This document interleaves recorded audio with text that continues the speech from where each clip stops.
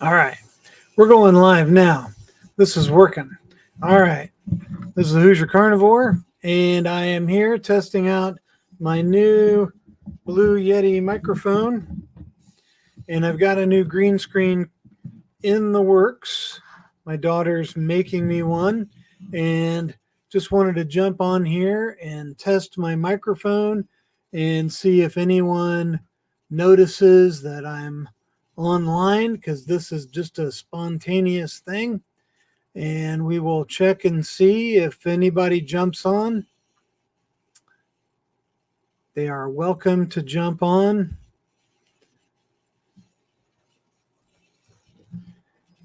So, this microphone, my uncle picked it up for me from a pawn shop. It looks like it's in perfect condition. It really looks pretty darn nice. Got to learn how to use it though.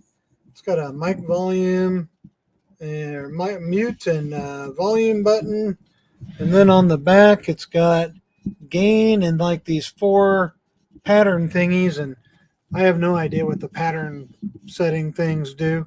So I guess I'll find that out and try some different patterns or actually read the instructions. But hey, you know, I'm a dude.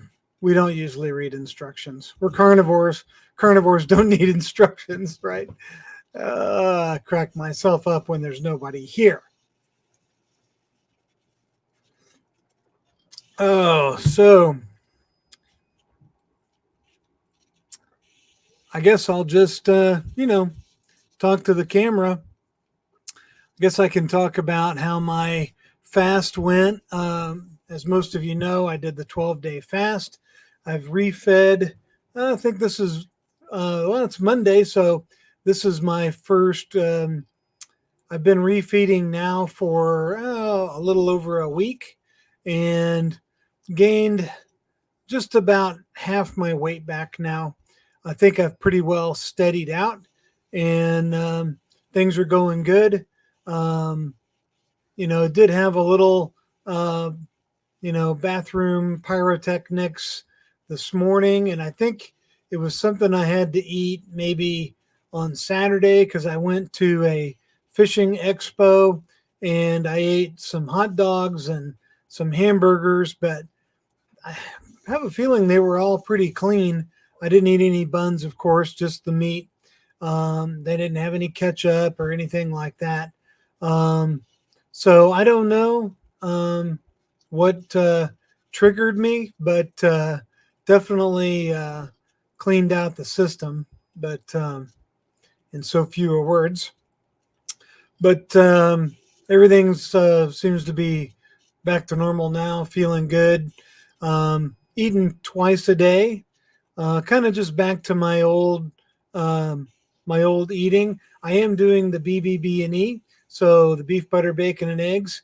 Kip with Carnivore Kip, he's doing 90 days of BBB&E. He started at the first of the year, and I'm gonna do it too.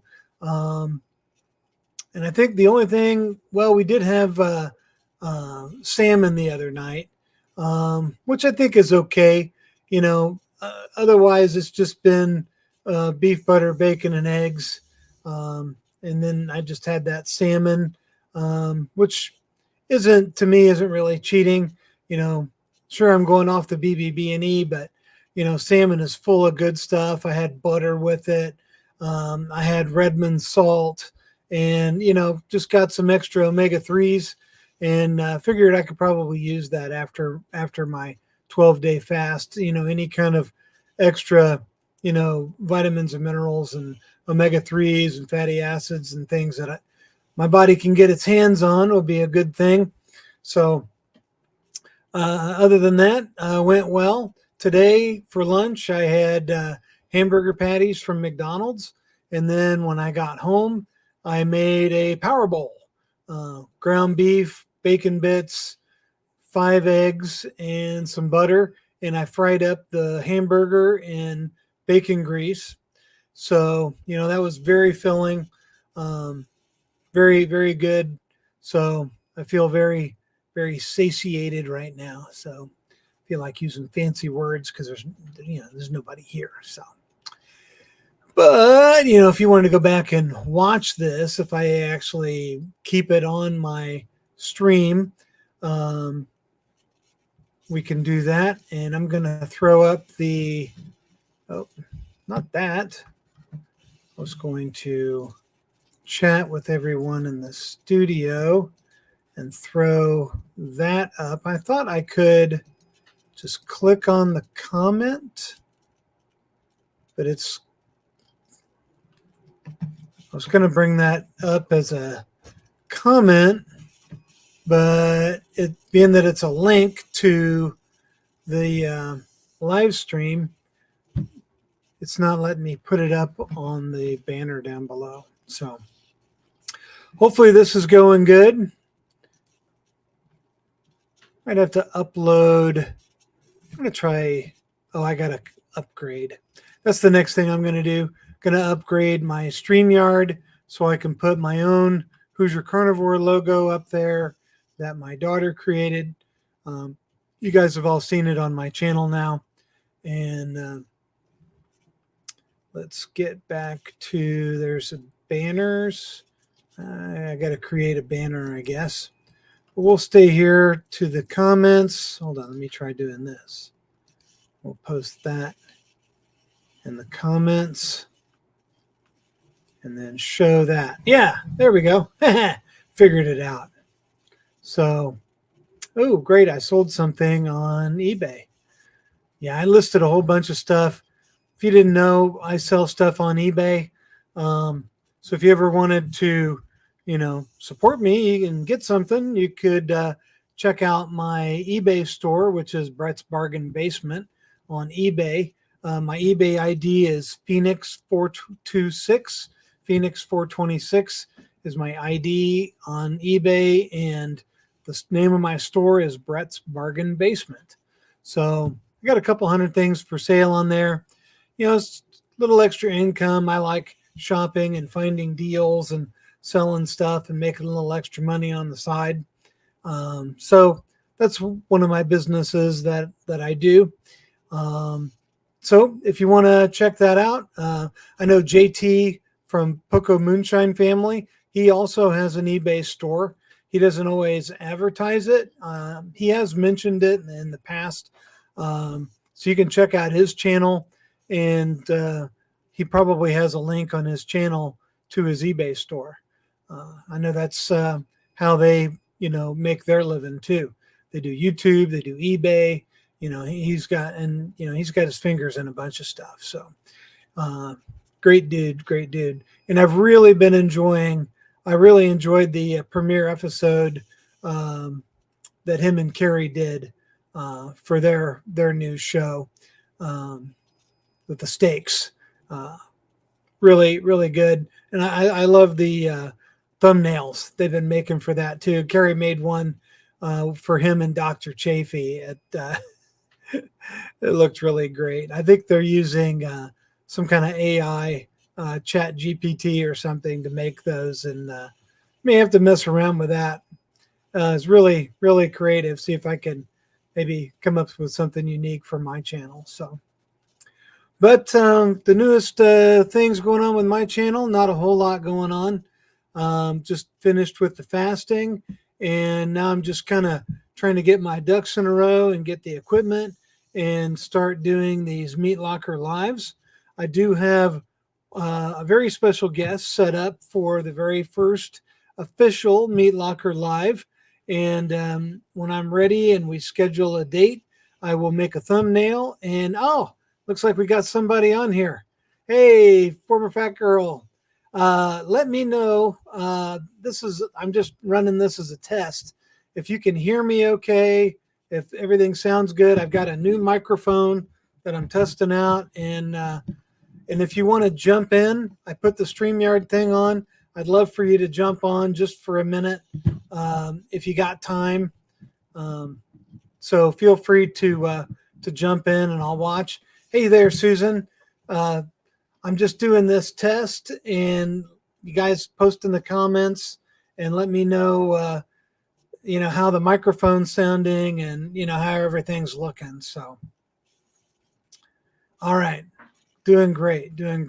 All right. Yeah. All right. Well, thank you very much. I appreciate you jumping on there and letting me know the audio sounds good. I got this microphone. My uncle got it for me at a pawn shop for, like $35 or something. So, I always love getting a discount. It's one of these Blue Yeti mics. So, still got to figure out what all the little settings are. It's got gain and like four little patterns on the back. So, I don't know what they all do. It's my first, professional looking microphone. So, I do have you set up on. I have a list of Meat Locker Live guests, and you are on there, former fat girl, to be invited. I do have a special first guest that's going to be my first guest lined up, and as soon as I nail down a date, then I'm going to make a thumbnail and launch it officially and everything. So are you decent where you could jump on here for a second?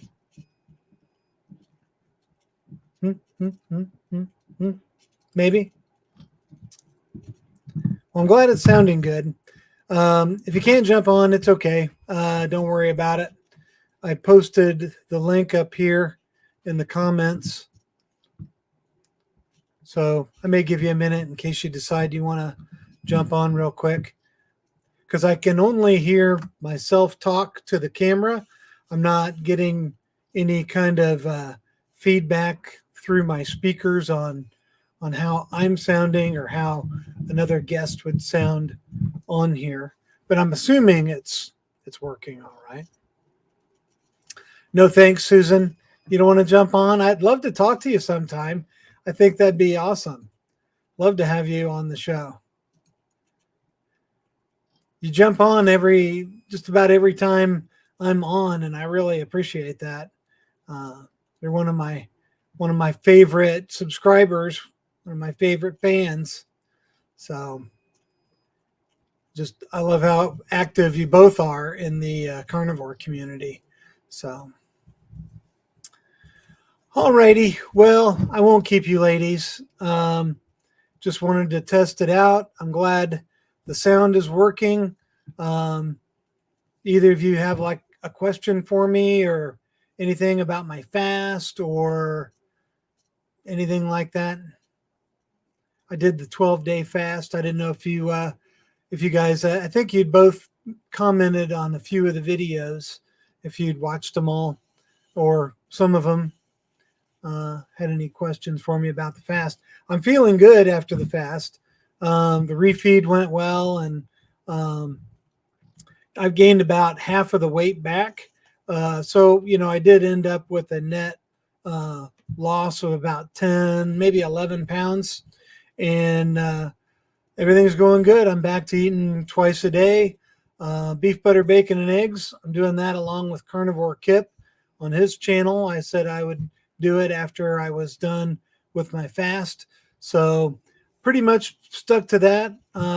Had hamburger patties for lunch today. I had a power bowl for dinner. But the other night we had some salmon. It just sounded good. And after that fast, I hadn't really had any kind of salmon or omega-3 fatty acids or anything like that. So, I thought it'd be good for me nutrition wise to get that. So, hey, Christy, if you want to jump on, I posted the link. I just wanted to test it real quick and just see how other people sound coming back at me. Man, I got a lot of the ladies in here. It's all ladies right now. I could be like Russ and like, how's it going, my carnivore kitties? I don't do that. So, but I do appreciate you all being on here. and helping me with my test. So if uh, one of you could jump on, that would be awesome. I would, but it's 9. I'm in bed with Kitty. Okay, that's a good excuse. That's a good excuse. Okay. Not at my desk. One sec. I have to set up. All right. Well, we'll wait for Christy to jump on. And like I was saying before, it's just I can't really like hear myself or get any real feedback. It's like I'm just talking to the camera. Hey, Deb. Nice of you to jump on. We're just doing a quick little Meat Locker test here. And I may have to change my backgrounds and see which backgrounds you like the best. I've got a couple different ones. This is my original one that I was using for a while. It's got a little more of a cool blue effect, but as you can see, it's a stock photo. It's got, some little markings over here to that side. And then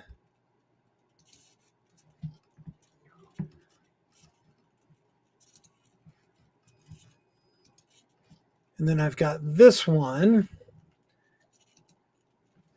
which is okay. I mean, it's wall-to-wall ribeyes here. I think that's, yeah. Well, those might be New York strips on this side, and these look like ribeye roasts on this side. So we got that. Hey, B-Dog. All right, we finally got a dude. Got a dude in here. And then the other one that I have is the one I was just using, which I kind of like this one. It's not a stock photo, and it's, sides of beef, and it's very meaty, very meaty. Oh, B-Dog's not it. Sorry, I forgot that. Sorry, B-Dog. Collins on the move, one of my eBay buddies. What are you doing in here, Collins? Love to see you in here. Well, as I was talking to the camera earlier before anyone jumped on, I also have an eBay store called Brett's Bargain Basement where I sell stuff online. And Collins is one of my eBay buddies. She's been to a couple of the events that we've had, reseller events, and she's just the sweetest, kindest person ever. And I love that she jumped on here. So that's awesome. So Collins, if you want to put on your eBay store, you can put that on here if you want.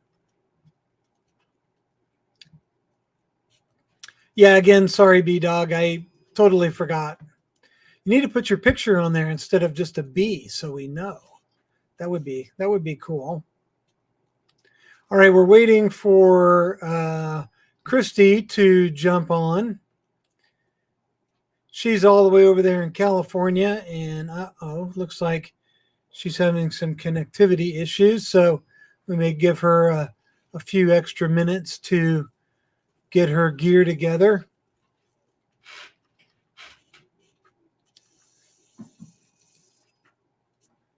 So Collins, you and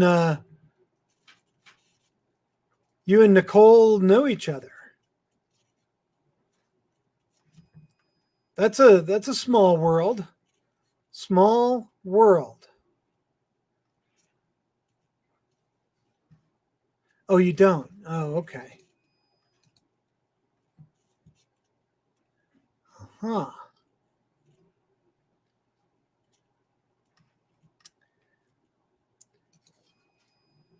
Yes, JT does rock. Yep.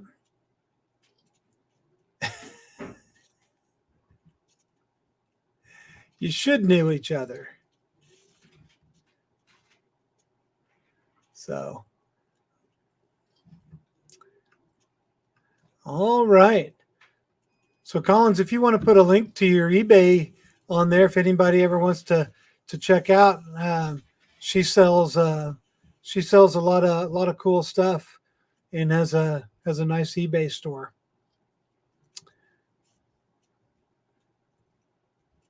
They're knocking on doors. Well, this is more than I expected. Looks like I got 7 people in here for my live stream test. Do y'all want to know who my first guest is going to be?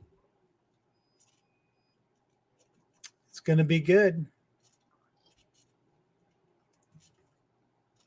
Me, Collins, I've been doing really well. Been doing the carnivore diet for just over 10 months now, and lost almost 70 pounds. And here we go. I just got done with a 12-day fast at the beginning of the year.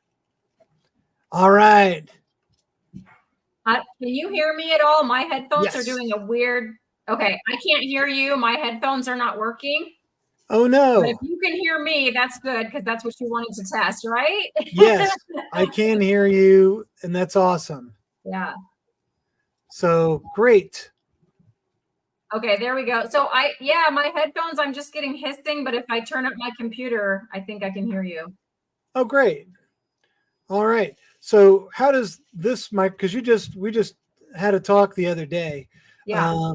How does this microphone sound compared to the built-in microphone that's on my camera I was using before? Yeah, you definitely have like a deeper, kind of richer tone to your sound for sure. And I'm not a sound engineer. I had people definitely helped me like pick out my microphone because I'm like, I don't really hear what you're talking about. Yeah. But yeah, you sound better. Great. Yeah, for sure. So, I wasn't looking for any kind of like radio station DJ quality microphone like some of these people have. This is a $35 pawn shop microphone. So sweet. So yeah, my uncle picked it out for me. It's a blue Yeti. Yeah, Blue Yeti. I almost bought that one, but they used to make a teal, which if anyone knows my channel, teal is my theme. And I looked for that teal microphone everywhere, but they stopped making it. I should have gone to a pawn shop. I probably could have found a teal one. Yeah, or eBay. There's tons of stuff for sale on eBay. Yeah. So maybe I will in the future, see if I can find a teal one. Anyway. Soured me a little bit. I know I was being a little bit of a girl. I didn't get my way with the color I wanted. Well, you could always spray paint it. So there you go. Yes. You wanted to. Remember when I said I'm not the DIY person? Remember that, Brett? I don't know. I mean, that sliding door behind you, that looks pretty trick. That's pretty DIY looking. It's pretty sweet, and I definitely paid a contractor for all of that. Yeah. They had to put it in the extra, like on this side, they had to like tear out the wall and put in the extra support beam. Because it must be a big, heavy door. It's ginormous because the doorway is way bigger than a standard door, and then it's like real barn wood from a Pennsylvania barn. Oh, wonderful! That they like took off and reclaimed wood. Reclaimed wood, yeah. So it's super heavy. Mm-hmm. All right. So, what room does that separate? So on the other side of that door is like the family room and kitchen. So when you see me doing my cooking videos, I'm in there. Oh, okay. All right. Yeah. So this office where I usually sit is where I sat and taught for a year during 2020 when they sent us all home. This used to be like a living room that nobody ever sat in. There was like couches, but nobody sat in here because like the TV wasn't in here. I mean, there's a TV in here now, but it's like it's not hooked up to like our main thing, Anyway. It's like a monitor, basically. Anyway, my point is I turned it into my office so I could teach out of this room, and now it's my YouTube space. Yeah, there you go. It's very, very nicely done. Very tasteful decor. Thank you. Thank you. I like it. It looks better than my basement, that's for sure. I like your meat locker, and I personally vote for the ribeye one. You said it was like ribeyes on one shelf. And you like the ribeye one? Yeah. change Yeah. it back over. That's a good one. Yeah, there we go. That one makes me happy. You like that one? Yeah. That's a good background. Yeah, it's not bad. Yeah, it's like I got to move my chair, so I'm like, You're like in the lined up. middle of the aisle, just I'm like like, right in the middle of the aisle now. yeah. You could So- go this way, you could go that way. Yes. I love All it. right. So Oh this- my gosh, Brett, you're lucky I like you. I was in a teacher training all day today. I mean, long. Like we Yeah. don't like to be out of our classrooms in teacher trainings. And I was so glad that I had nothing scheduled on YouTube tonight. And look at me now. yeah. Well, maybe Monday night might be the night for me to do my Meat Locker lives, because it doesn't seem like a lot of people have them going on right now. Not at this time. Like the Felines are on earlier. I think Dr. Barry's on earlier. But yeah. Dr. Barry. I definitely don't want to go up against him. No, Sana and Cindy DeManch go live together, but again, earlier. So I think this time slot, it would be a good time. Or maybe like 8 to 9 Eastern. Eastern. Yes. 8 I to like 9 it. Eastern. That works out perfectly if I ever come on, because for me it's 5 and that's when I like to go live. Yeah, I'd like to pick a time that kind of works no matter where you are in the country. So yeah, that's for sure tricky, but I think for those on the East Coast, it's good. It's like right before bed, maybe. And for us over here, it's dinner time. yeah. What'd you have for dinner tonight? I had leftover picanha. I know it's a shocker for all of you, but it's Monday, so I made my picanha like I do. Normally I make it on Saturday. I made it yesterday because why did I do that? Oh, because on Saturday I went to that wedding. It was a good wedding, you guys. Oh. Yeah, my really good teacher friend, her daughter got married on Saturday. Yeah. Good night, Nicole. She was already snuggled up in bed with her. With her cat. With My her cat's kitty over cat. here causing mischief because we get like an Amazon delivery like once a month, and so the boxes just came, so they're like stacked over here. So cats in boxes. She's over here having a good time. This is my friend Collins. Hi, Collins. She's from my eBay life. Oh, nice. Okay. Because I mentioned to you that I sell stuff on eBay. Well, I know Collins through eBay. We've been to a couple of conventions together and stuff. And so, yeah, Chrissy. Okay, so you're Chrissy and I'm Christy. So close. Yeah. So yeah, she's great. Awesome. Nice to meet you, Chrissy. Yeah. Yeah, she's wonderful. And I don't know if she's gonna. I told her she could post up her eBay store on here, so if anybody wanted to check out her store, she could. But post it up. But yeah. But yes, we're all shopping for steaks, Brett. That's how we choose the background, the one that looks the tastiest. It does look pretty tasty. It looks pretty good, I'm telling you. These look like ribeyes, like ribeye roasts on this side. Yeah. And then the other side looks like New York strips, I think. Yeah. Maybe. Pretty good. Because they got that little fat back on them. I'm thinking the next steak I buy needs to be a T-bone because Annabella, the happy carnivore, made a T-bone on her channel. It was like all in close. It just looks so good. And I haven't had a T-bone since going carnivore. So I'm feeling like there's a T-bone in my future. Yep. Yeah, T-bone or a porterhouse. You know the difference? Isn't the T-bone like part porterhouse and part something else or something like that? The T-bone kind of straddles it, right? So the T-bone is just cut further down. Okay. Same line of cuts. And a porterhouse, you'll see it's the T-bone, and then on one side is a New York strip, and the other side is a fillet. There we go. I knew it was like 2 in 1. And then when you get down towards the end of the fillet strip, where the fillet starts getting small, Yeah. that's a T-bone, because a T-bone will be New York and then just a little teeny bit of filet left. Oh, okay. So that's why T-bones are a little cheaper than porterhouses, because porterhouses have a filet on the Gotcha. other side. Gotcha. Okay.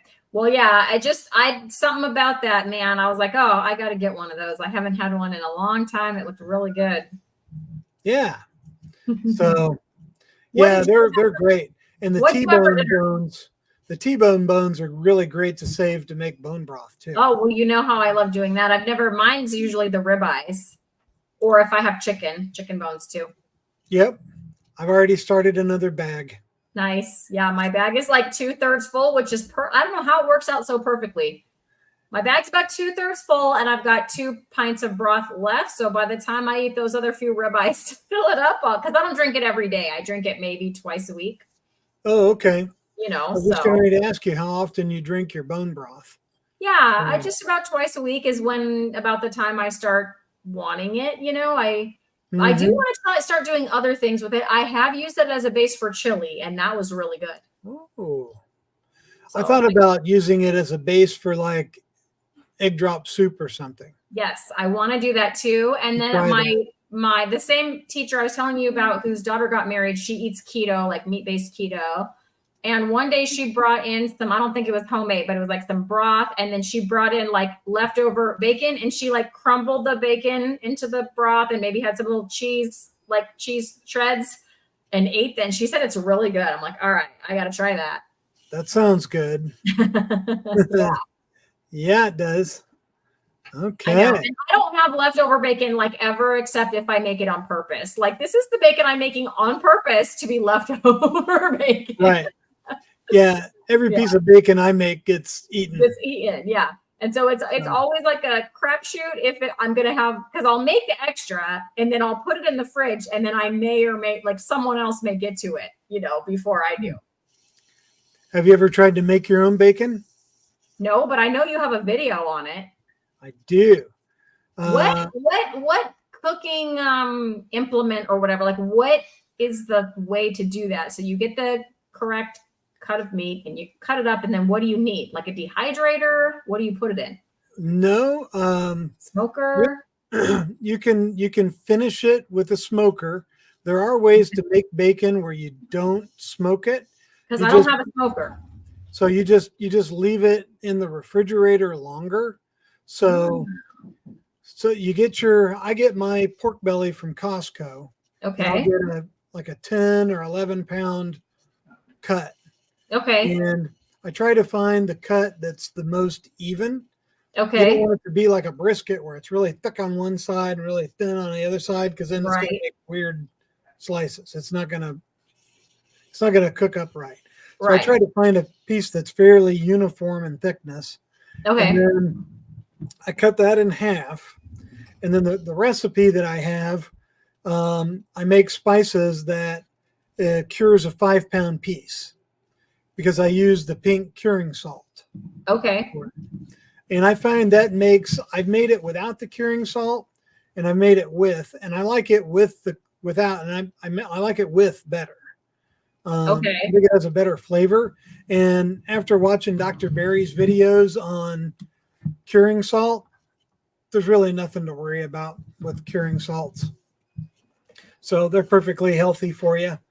And actually, they help produce nitric oxide in your body, which gives you energy.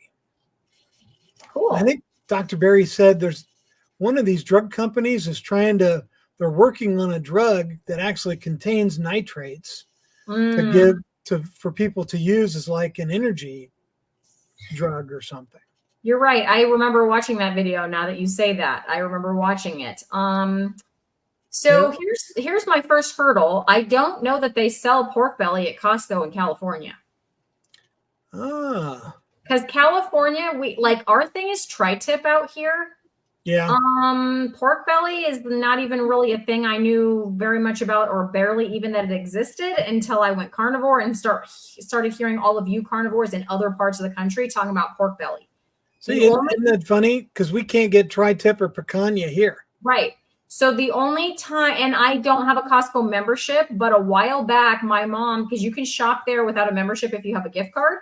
So I gave my mom the money, and because my mom has a membership, and she bought me a gift card. So I have a gift card. I just haven't gotten myself over there. So I am going to go over there because teachers, we get a week off in February. They call it President's Week now. It's not just a 4-day weekend for President's Week. California. I don't know what to tell you, man. I'll just accept that week off. No, it comes off of our summer. Like our summer just gets shorter and shorter, the more. Yeah. But, I'm not going to complain about a week off. Anyway, I'm planning on doing a Costco trip then, and maybe I'll look for pork belly. The only place I've seen it is Walmart, and it's not whole. It's already cut into like slabs. Yes. Yeah. Yes. So, yeah, that wouldn't be ideal. Right. So you might have to go to a butcher and order a pork belly and just let them know you want 10 pounds or 5 pounds. Because most recipes, you use like 1 teaspoon of pink salt per 5 pounds. Okay. For the curing. Now, Brett, I'm not the DIY girl. What's the benefit of making my own bacon over buying? Like, I like to buy the bacon ends and pieces because they're $2.99 a pound. Because you know exactly what's in it. Okay, there you go. Yeah. Okay. And in mine, there's pink cure salt, black pepper, garlic powder, and pink Himalayan salt. And that's it. That's all that's in my bacon. That sounds delicious.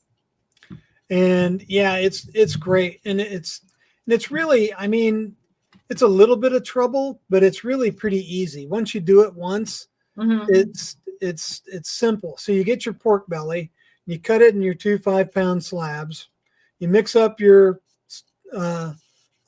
seasonings, and you get a 2-gallon Ziploc bag. You want a big one. And you get your 5-pound slice in there, and you dust in and you rub in all the spices and everything, and you stick that in the refrigerator for a week. And once a day, you'll just take it and flip it over. Just once a day, just turn it over. And what it'll do is that pink cure will start, and the salt will start drawing the moisture out of the meat. And that's what cures it. Okay. That's what curing meats is. And when you remove that moisture from inside the meat, then bacteria can't grow, and the meat is preserved, and it stays good for much longer. That's why they did it. So, right. As a preservative. Yeah, prior to refrigeration. Yep. A lot of stuff was cured like that. Yeah. So after that process is done, you'll take it back out, you'll wash it off in the sink and get all the spices and stuff off of it, dry it off, and then throw it on the smoker until it reaches an internal of about 155. Okay. With some like apple wood, and it is like the best thing you've ever had in your life. Yeah, I don't have a smoker. I'm not even sure if that's on my carnivore to-do list because... Do you have a charcoal grill? No. No? No. My husband has never been, I've never been a griller, and he isn't really one either. So therefore we don't own stuff like that. I recently watched a guy who makes bacon, but he doesn't smoke it. So what he does is he does the same curing process, very similar. And then once it's done curing, I think he cures his for 10 days instead of a week, maybe even longer. Okay. And then he'll take it out and then wash it off, dry it, and then put it on a rack and put it back in the fridge. And it'll sit in the fridge almost like it's dry aging.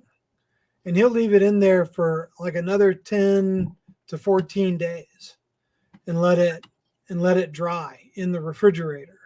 Okay. And then he slices it up and fries it. So it's actually raw, where mine is actually after it's smoked and it's reached temperature. Technically, I mean, you could just grab the thing and take a bite out of it and eat it. Right. Yeah. Because it's cooked. That's so interesting. So I think that's why mine lasts. Mine, I could probably have mine in the refrigerator for a month and it won't go bad. Hmm. Not that it lasts that long, but I think it could Yeah. because it's already cooked. Yeah, that's crazy. And you just have to, I just slice it up and fry it until it's to my either chewy or crispy or whatever I'm in the mood for. I'll eat it both ways. Don't matter to me. So I usually do my bacon in the oven. Does your bacon, because it makes less mess. So like I don't pan fry it anymore because I'm gonna get splatters all over my stove. But I put mine on a cookie sheet, like a baking sheet with parchment paper, 375 for about 20 minutes. And it doesn't splatter inside your oven? Nope. Huh. Nope. In fact, the fat just kind of mellows out of there, and then it's all just sitting on the parchment paper. And then I just take that and just dump it right into my little bacon grease thing. No muss, no fuss, no splatter, no mess. It's the best. Yeah. Best way to cook it. I really like cooking in my 95-year-old Griswold skillet. Yeah, because that thing is awesome. That's why. Oh yeah, I like using those. They're fun to use. I mostly use that for my ribeyes, my cast iron. I mean, because I don't have an 85-year-old Griswold one. Okay, I have the brand new spanking Amazon whatever one, but it works great. Hey, those work good too. Yeah, it gets a really nice crust on the meat that I didn't think was like possible. Is it like a lodge? Yeah, it's a lodge. It's a lodge. It's easy to take care of. It wasn't expensive. Yeah, you can't beat them for the price. Yeah, so I'm happy with it. I use that, I've cooked other things, but it's when I make the ribeye or the chuck guy steaks that I like. Probably if I get my T-bone steak, I'll make it in there too. It's like for steaks, I think it has the biggest benefit to me. See, I'm not the only one, Brett. Yeah, Chrissy likes it too. In the oven, I'm telling you, give it a try. You don't get I want now. Okay, Brett, here's an experiment. Here's a free video idea just for you. Do it in your just shout me out when you make it, will you? No, I'm kidding. Absolutely. Bake your bacon, but bake it in the cast iron. Then you get the best of both worlds. If it doesn't splatter, I'm not sure, because when I put it on the baking sheet, I do put parchment paper. Yeah. I don't know if that has anything to do with it. But what if you baked your bacon in your cast iron? Because I've done a meatloaf in my cast iron. What temperature? So when I do it on the baking sheet, it's 375. Okay. But cast iron is cast iron and baking sheet is different. So I'm just telling you that's what I do. And the time might be different too, because it's different. My baking sheet it's made out of whatever. I don't know. I'm not a cook or chef, like I say in every video I make. Probably. Well, usually they're aluminum. Yeah, probably. Yeah. Give it a shot. Then you get the cast iron. I mean, it'd be interesting. It's kind of a cool comparison. You could do a side-by-side taste test. Yeah. See if there's any difference cooking it and frying it in the cast iron or baking it in the cast iron. You have enough cast iron pans to do it. I do. Write it down, Brett. Come on. This is like a 3-cent idea. It's not $1 million idea because you'll never make any money on YouTube. Bacon comparison. Cooking techniques. So Deb Olson is saying she does the thick cut bacon at 400 degrees. Yes, Deb, if your bacon is thick cut, I see why you would do that. I don't buy the thick cut. I don't like it as much because I like it like real crispy. I don't know. So I see why you would say that though. That makes sense. I've got an air fryer too. So okay. I may do like a 3-way oven, cast iron, air fryer. See, now I wish we lived closer. Like I'd come over for that taste test. I'd help you taste test. Yeah. I think I've got a couple people here that can help me out on taste test. There you go. See, telling you. Sure. Susan Hampton, I think that's the Dr. Berry method. Cooking it in a deep pot with a lid. I've seen the berries doing that. Yeah, they do it to eliminate the splatters. Yeah, it also eliminates the mess because the sides of that pot are so high. Yeah. So all you got to do is wash the pot. But really, in my cast iron, if you let it get too hot, of course it's Mhm. going to splatter and make a mess everywhere. But Mhm. if you control the heat right, um, it won't splatter much at all. So Chrissy, that's hilarious. I just read the comment you put up there about how she's eating bacon on her way to work. You don't even want to know. So today we had like I told you, the teacher, like the staff development day thing. And everybody was going to lunch and they just built like a new Chick-fil-A that's like within walking distance of where we were. And I didn't want to do that. And so I just had picanha like in a bag. And my principal was like, oh, I didn't tell her what it was, but she knows I'm a carnivore, you know? And yeah, she goes, are you going to go heat it up? I'm like, no, I'm just going to go park somewhere and eat it cave woman style. So I didn't want to stay there. So I just went to like another parking lot just to get a different location, whatever. And, you know, where right. another thing we had as teachers is Starbucks gift cards out the wazoo. Like I can spend a Starbucks gift card and then I get 3 more. They're like gremlins. They just multiply somehow. So because I don't do Starbucks a lot. I mean, if I did it every day, yeah, I'd probably spend it. But anyways, it's super rare. So there's a kind of a Starbucks across the street. So I went to where the Starbucks is, parked my car in there, and I was just eating picanha slices, cave woman style, in my car. And I don't know if anyone saw me because I didn't care. But I bet I found that there was a guy sitting in his car next to me sitting in my car. And I was like not making eye contact. I was like eating my picanha, just gnawing on it. Nice. It was awesome. Then I got a coffee from Starbucks with my gift card, and then I went back to the meeting, and I felt great. Yeah, I've had those, you know, feel like a fish in a fishbowl moments where I'm eating hamburger. I got a big hamburger patty on my fork, and I'm like, Yep. eating, and people are giving me looks like, what's he doing? I mean, I think there was like a Five Guys that you'd have to drive to, but pretty close. And I was considering doing like burger patties, at Five Guys. But I didn't know what everyone else was going to do. And I'm like, you know what? I'm just going to bring a couple slices of picanha. Just going to do that. And then it worked out because I wouldn't have wanted to eat anything from Chick-fil-A. So it was good. I was happy. I was happier with my beef anyway.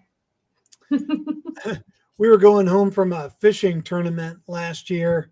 And this guy, I had told him kind of what I was doing, eating, carnivore diet. And I hadn't eaten all day. And he's like, oh, I'm going to stop here. Do you want anything? We stopped at a grocery store. And he wanted to get like a couple drinks and something from the deli or whatever. So I went back and I bought a bag of hard-boiled eggs. Okay.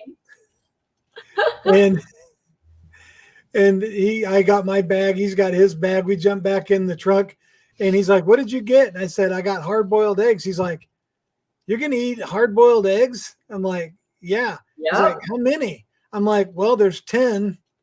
He's like, you're going to eat 10 hard-boiled eggs? I'm like, yeah. And I did. I sat there, got my salt shaker out and ate 10 hard-boiled eggs. He's like, dude, what's that going to do to you? I said, it's going to fuel me. I said, that's right. It's going to fill me up and I'm not going to be hungry again for until dinner tonight, till we get back. Yep. It'll hold me over. It'll be good. And he's like, I don't think I've ever eaten more than like 2 or 3 eggs at one time ever. Yeah, I think so. Just so you know, my audio right now is my old school. I think that's why it's hissing out of here. So my audio is going through my my webcam, just so you know. So I'm not using my fancy microphone. I just didn't default to that. But anyways, to your point about eggs, when it comes to hard-boiled eggs, I do have a hard time eating more than 3 in a sitting. But for breakfast this morning, I had 6 scrambled eggs in butter. Yeah, I had no problem wolfing that down. Yeah. Every time I cook 6 or 8 eggs or whatever, I always get looks from the family like, you're eating a lot of eggs. Yeah. I'm like, we don't have to ration eggs, Right. We're getting eggs at Costco for $9 for 5 dozen eggs or whatever it is. I mean, it's super cheap. And then we got some farms around here where I can get farm fresh eggs too, but they're hard to get. How much are those around you? Let's do a little price comparison. How much are farm fresh eggs where you live? Usually $3 a dozen. Yeah. So the eggs that I buy that are like the pasture raised eggs, like at Walmart, like the Happy Egg, I think it's called. Yeah. The yellow package. Anyways, yeah, those are $5 a dozen. Yeah. And then I went to it was the best interview. It was awesome. She was awesome, and I was happy to pay this price, but I could definitely not afford it all the time. Her farm is called Happy Hen. And she's like a pasture raised, and she's actually a carnivore, although she's a carnivore that adds some honey. I will say that. But she eats a lot of like ribeyes and eggs and a little honey in there. And the reason is she got like they told her like in her 20s that she had like cancer. It ended up not being cancer, but it was like ulcerative colitis and like all this stuff. And she was really sick and she was having all these problems. And she would even react to things like if the eggs came from chickens that were fed, soy and corn and stuff, she couldn't eat those eggs. And so they started this whole pasture raised thing, and they feed their chickens, immaculately, and they live outside all the time, and they can have access to all the bugs and the things they want. And when they do feed them, they like test every batch of food. I mean, it was a great interview, but those eggs were $9 a dozen. Whoa. Yep. $9 a dozen. Yeah, when I was there, she was so nice to give me her morning. I bought 4 dozen, but I couldn't afford to do that all the time. But I did buy 4 dozen that day. But yeah, all the time I couldn't. I was like, whoa. So how orange were those yolks? So actually, do you know what she told me? I asked her about that, and she said, "In a world," I feel like the movie trailer guy. In a world where we're so used to everything being made in a factory somewhere, it's like we're used to consistency, but it is not. The darker the yolk, the healthier the yolk. That color of the yolk will change throughout the seasons depending on the. Go watch the interview on my channel. Other than the fact that I didn't have my microphones yet, and you can hear the chickens almost more than you can hear us. It's hilarious. I have microphones now, you guys. That will not happen again. But anyways, it was very interesting. But yes, it has to do with like in the spring, they'll be super dark orange because it's like the fresh stuff that grows with all the rains and stuff. And then later, in different times of the year, they won't be as yellow. And she said a lot of places feed their chickens stuff that I don't know what. Feed their chickens food, not food, whatever, that's going to make the yolks appear darker, but doesn't actually change the nutrient content of the yolk 1 iota. Huh. So a darker yolk does not necessarily mean a healthier yolk. Correct. Huh. So that's go watch that interview. It's a really good, she knows what she's talking about. You have to listen to a lot of chickens, but, but she knows her stuff. And I didn't know what I didn't know. Because before I went, I was asking all my subscribers, like, okay, you guys, what should I ask? And they came up with some questions, and I did ask those. But she was telling me that I wouldn't have even known to ask that because I just didn't know what I didn't know about eggs and chickens and farming them. Yeah, I think it's important just to get. I just like buying them local when I can, and I like the idea that the chickens are happy and they're eating bugs and eating all the things they should eat and nothing they shouldn't eat. And that means when I eat the eggs, then I'm getting everything that I should have. Yep. So no, those chickens were definitely living their best chicken life. They're protected by like these giant dogs that were bred, I don't know, somewhere else to like be able to fight off a bear, because where this farm is, they do have like mountain lions and stuff. Oh, and your dogs will take on a mountain lion. Yep. Yes, they will. Like here they got to worry about coyotes and foxes. Yes. And hawks. So they have high fences that like those things can't jump over. But if they dug under it or something, then yes. And she says she does all the vet work, and she's like stitched up their dog. Because I said, have you seen any evidence of that? Like that your dog will take on whatever. Yeah. Like because I stitched up the injuries. If the dogs have to fight off something. But like, the fence is too high for like bobcats and coyotes to get over. But yes, hawks and the mountain lions can jump right over that fence. But she said they're not gonna do that because it's a pain in the butt to jump over the fence, and there's ginormous dogs in there, and like there's plenty of rabbits outside the fence. There you go. So she said that they've never had that happen. But because I asked her about pest control, because they don't do any like chemical anything. Oh, that's wonderful. Yeah. I think the most expensive eggs I've seen here have been $4 a dozen. That's Been awesome. 4. Yeah. So, I mean, I have to get those pasture raised ones for $5. The other pasture raised ones are more. They're like $6 or $7 for different brands, you know. And I'm like, all right, I'm just gonna go with these. now at the store they're, expensive, but buying local usually $3. Yeah. And it's honor system too. People just leave Wow. them out, and you just put your cash through the slot in the box, and Yeah. that's it. It's very, So- very, very middle. This very kind of wholesome, Indiana farm kind of thing. Mhm. Most people, maybe 1 out of 10,000 people that come by might steal something from them. Yeah. Yeah. So a lady at work told me about a couple places that have eggs, and she gave me like direction, like close, like in our town. Mhm. But I have not yet followed those directions to drive over there to see. I don't know what the quality, I don't know what they feed their chickens, but they have like small farms, and they sell their extra eggs for whatever that's worth. I've not been over there. Odds are they're probably pretty good eggs. Yeah. So I have to drive over there at some point and check it out and see how much they are, because that would be interesting to see, that those prices as compared to like, the ones I get, the pasture raised ones I get from Walmart or whatever. You should see the mapping software in my car. I've got a Tesla. Okay. And I can save addresses Yes. in my GPS thing. Yes. And all the egg places are labeled rooster bullets. That's awesome. No, that's awesome. If I come across, if I pull up my map thing, I can see if I'm close to a rooster bullet source. And I just, every time I find one, I plug in the address and save it as rooster bullets. That's perfect. I should do something like that. I know there's got to be places on the outskirts here, because this used to be rural not that long ago. Now we're like one of the top 10 boom towns in America. Like we made some article. Oh, wow. It's growing like gangbusters. But there's still like outskirts is what I'm trying to say. And there are still people with some land, and it is still not unusual to see a horse, going down the road with a rider on it, next to the cars from time to time, or that kind of thing. My town's been listed as like in the top 10 places to live in the country, like several times. Fishers, Indiana. Okay. Carmel, Indiana.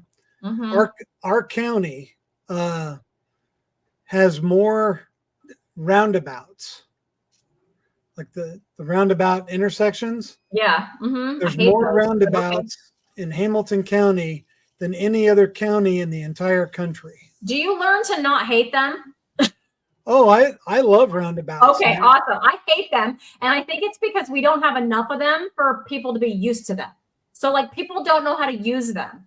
And then you feel like you're taking your life into your own hands every time you go into one of those things. Yeah. Everybody here pretty much knows how to use them. Yeah. You just have to watch in the summer times for the student drivers, or right. Yeah. Figuring them out. But yeah, it helps with traffic. Oh, totally. So much. Yeah. I wanted to get to Arlene's question. Sure. She was wanting to know what my weight loss has been since the big fast. Well, I'd lost 20.7 pounds during the fast, and I've gained about half of that back. Okay. So, yep, that's where I'm at. And I wasn't, it wasn't unexpected. Right. So it's expected to gain fasting weight back. I heard. But I know, because we're, in the winter months here, and you can't really do much outside and stuff. But as soon as it starts to warm up, I'll get back out and start doing more walking and more activities and things like that. And I know it'll keep going. So Yeah, not worried.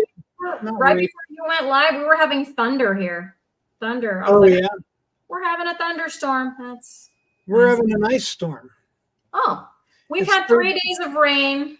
It was kind of nice to not be in the classroom today because the students go a little nutty when they don't get recess. You know what I mean? They're 10 when they don't get to go outside to play. Woo.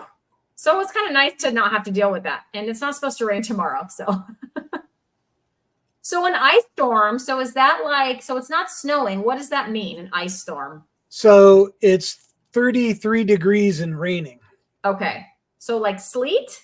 So it's coming down as rain, Okay. but it's been like 5-degree lows at night. So the ground is very cold. So when it falls as liquid, it Okay. lands and instantly freezes. Okay. So it like candy coats the world. I was just gonna say, is that where the trees get all white and stuff with the ice? Okay. They'll actually get okay. they'll actually get clear. It's like the world's been sprayed with clear coat. Yeah. Okay. Yes. Okay. Gotcha. Yeah. Yeah, And we just don't get that. We just don't get that here. We get hail. Yeah. We get hail sometimes, you know. That's about the worst. But yeah, it has to be. It's a very delicate temperature situation to get freezing rain. Yeah. Now I've seen it where the ground was warmer and the air was colder and it was actually raining ice balls. Like that's sleet. Where it's raining like little ice balls. Okay, wait a minute. So I thought now we're getting into the wet. Like, where's Mike Shaw? I'm gonna say, Mike Shaw, where are you? Yeah, the weatherman himself. But I thought sleet was like slushy rain. That's well, not what it depends on the temperature. I've seen it sleet where it's like little hard little ice balls, and sometimes it's like little wet balls. Okay. You know, it just depends on the air temperature. Okay. I just thought sleet was like slushy rain, like kind of halfway frozen. That's interesting. And then if it was frozen solid, I would call it hail. Right. That's how much I know. Yeah. Hail's a different phenomenon. Okay. Hail is when it falls and the rain freezes. Yeah. And then there are strong updrafts. Updrafts, yes. And those updrafts push it back up and it gets another layer. And it comes down and gets wet, and then it gets pushed back up and gets another layer. Right. And it goes up and down until it gets too heavy for the updraft to hold it, and then it falls. Yes. Okay. So, yeah, well, think about this. Like I've done, I've been around golf ball and tennis ball size hail. Mm-hmm. Imagine the strength of the wind in the upper atmosphere. Right. To push to hold that up. Yeah, that's crazy. Yeah. That's tornado time. Yeah. Yeah. For sure. Yep. Yeah, for sure. We've had a few tornadoes. I mean, I've seen a few here, but it's very rare. Lisa gets $10 a dozen for their eggs. Lisa, good for you. 77 minerals. Wow. Free range. Okay. Yeah, $10 dozen. Not sure I would pay $10 a dozen. Yeah.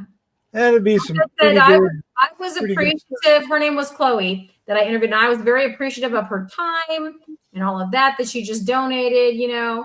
So I was happy to buy them that day. But yeah. Okay. She's in Noblesville, which is our little neighboring town, not far away at all. Oh, that's cool. Yeah.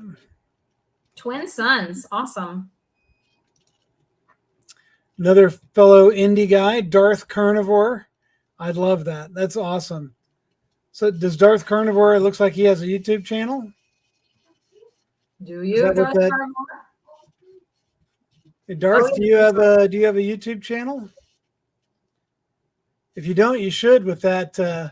That's epic. With that handle? I love that so much. Mm-hmm.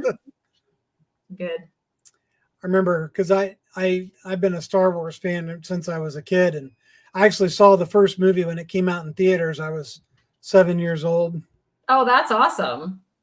Yeah. Yeah, my parents didn't take me to see those. No? I think the first movie I ever saw in a movie theater was E.T. Oh, okay. I think I was around 8. My grandma took me. I remember that. It wasn't my mom, it was my grandma. Like I was staying the night at my grandma's house and she took me. And I don't know where my brother was because he wasn't there. He would have been like 3. So maybe I was just at my grandma's house, like just me. He wasn't, Yeah. I don't really know. But anyways, my grandma took me.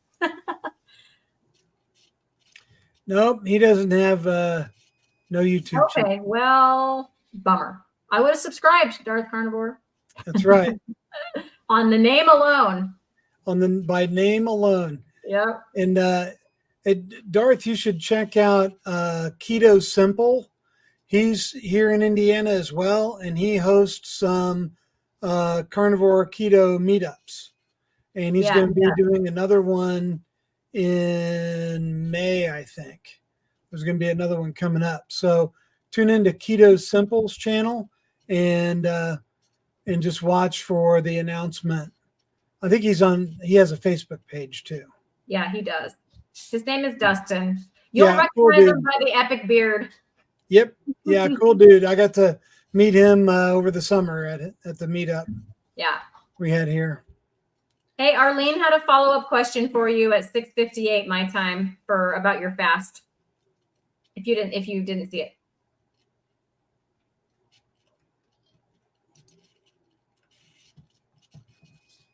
Okay, how about mentally? What did it do for you? No, it's a lot of great things. The body, totally. Mentally. After I got past my hunger issues I was having the first few days, I really felt mellowed out. And I still feel mellowed out. I've been mellowed out since I started doing carnivore. But maybe just an extra 10, 20% mellow while I was fasting. I just didn't, I could just relax. I could clear my mind very easily. I didn't find myself, hanging on thoughts or, obsessing over anything or being impatient. I felt like that whole time I wasn't, excitable, I was just very, very kind of just low key. Yeah. Yeah. That's awesome. Yeah.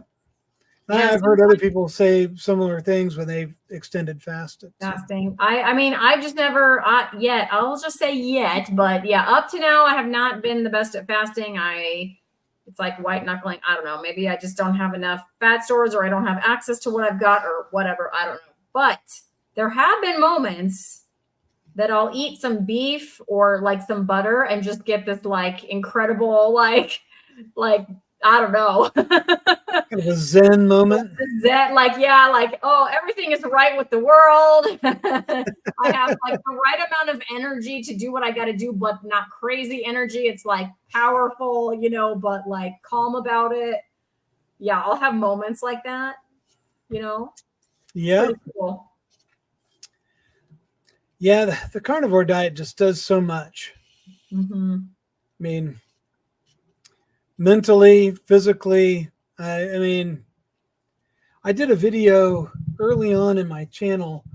I'll have to find the list, but I listed like 60 things in 60 seconds that the carnivore diet does. Oh, that's a good one. It was a YouTube short, and cool. I'll have to go back and see if I can find it. Or I list 60 things in 60 seconds. Okay. And I was gonna do a follow-up and see if I could do like 65 or 70 again, try to add to the list and do it even faster. But oh my God, I'm not a real fast talker. So I am. So, I'm like, I think I might have to copycat that idea because I usually, I think I'm going to do it. That's a good one. Make a list and just try to get through it as quickly as you can. Yeah, because I did the carnivore ABCs. I don't know if you saw that, Brett, my little short series, because I'm a teacher. So I did a carnivore benefit for every letter of the alphabet. So there are 26 of them out there. If you guys want to go look, my benefit for the letter A, B, C, but I feel like I could go through the alphabet again, So I've been asking people, should I go through it again? Like I could go Z to A this time, or some people were saying do numbers, like the top, whatever, top 10 or whatever. Well, But if you did backwards and forwards, that'd be almost 60. that's true. Yeah, that would be pretty darn close. I can say the alphabet backwards, by the way. Hmm. It's my hidden Showing talent. That's pretty close. That's pretty cold for South Carolina, Susan. Freezing in the 20s and teens at night. Yeah, that is cold for down there. That's cold for you Palmetto people. Mm-hmm. Yeah. It's supposed to warm up into the 40s here as well. In central Indiana, we're going to lose all our snow. It's been pretty white here for the last, I don't know, week or two. Yeah. And, but yeah, it's going to, this freezing rain is going to turn to regular rain, and it's going to get in the high 40s. So it's like you guys are used to it, but for me, that like, it's such a weird idea. It's just weird to like have that right outside your house as like part of your life. Like I can't, it doesn't compute. Yeah.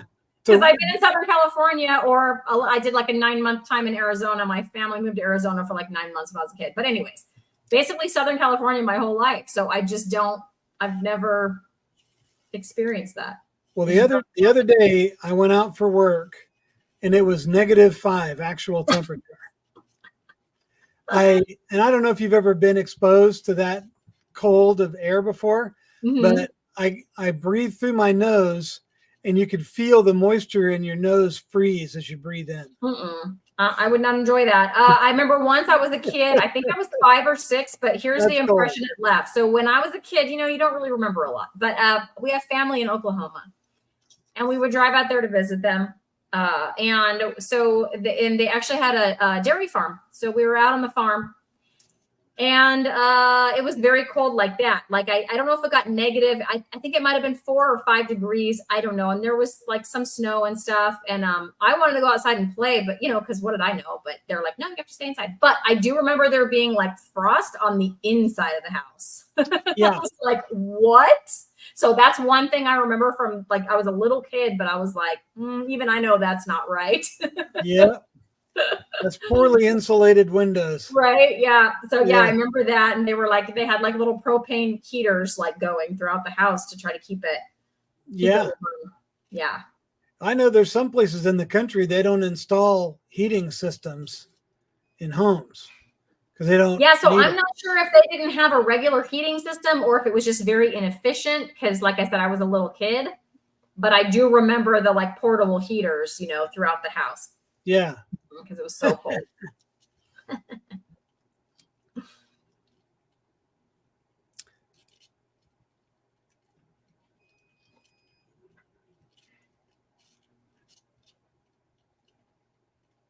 So Arlene said in an earlier comment, it was the first time in a long time they've gotten icicles.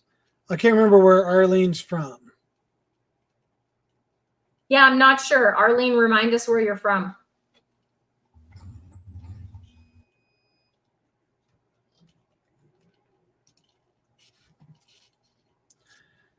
So Susan, 24-hour max, 18.6 or 16.8. And then fast for over 4 years. That's cool.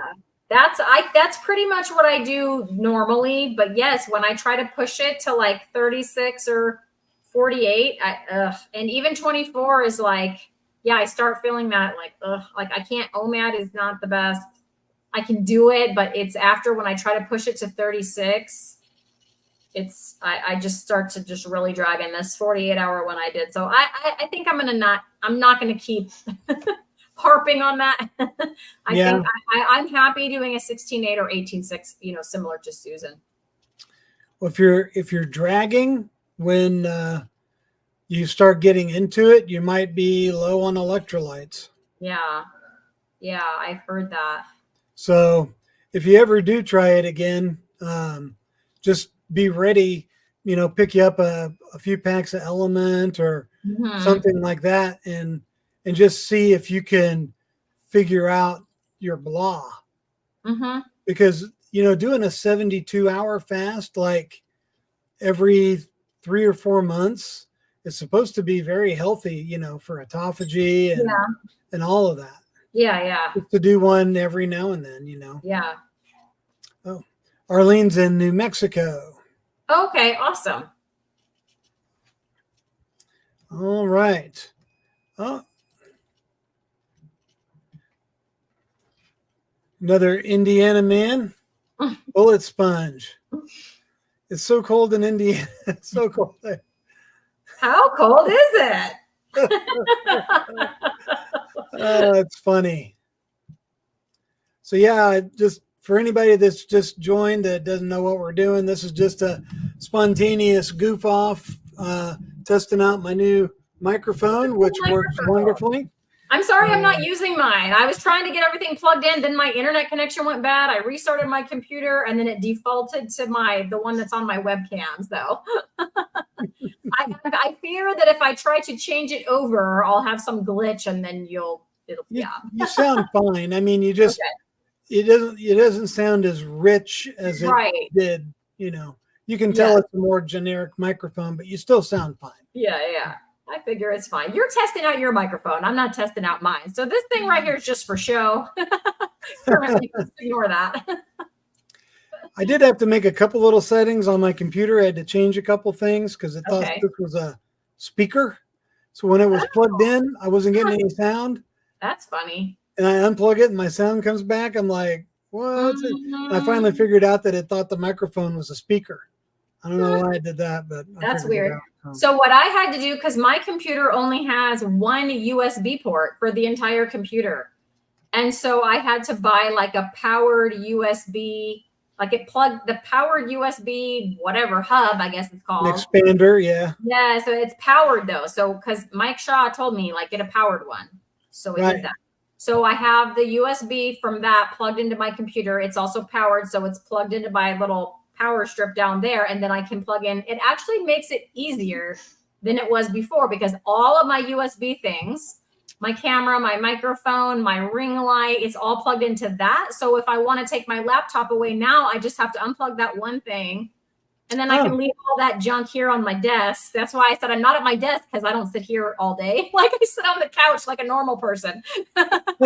So I was out there. So I was like, oh, let me go move to my desk. But it's actually easier because I put it there, set the little webcam on it, and plug in that one cord, and I'm good to go. Except, like I said, when I restarted my computer, it did not default to my fancy microphone. So I'll have to fix that. Anyway, I do enjoy that setup. It's a lot easier than it was before. Arlene's near the Four Corners. Oh, that used to intrigue me so much as a kid. The Four Corners. You could stand in 4 states at once. Yeah. That's pretty cool. That is pretty cool. I haven't been to the Four Corners, but I've been around Arizona and stuff quite a bit. Need to get back out west again.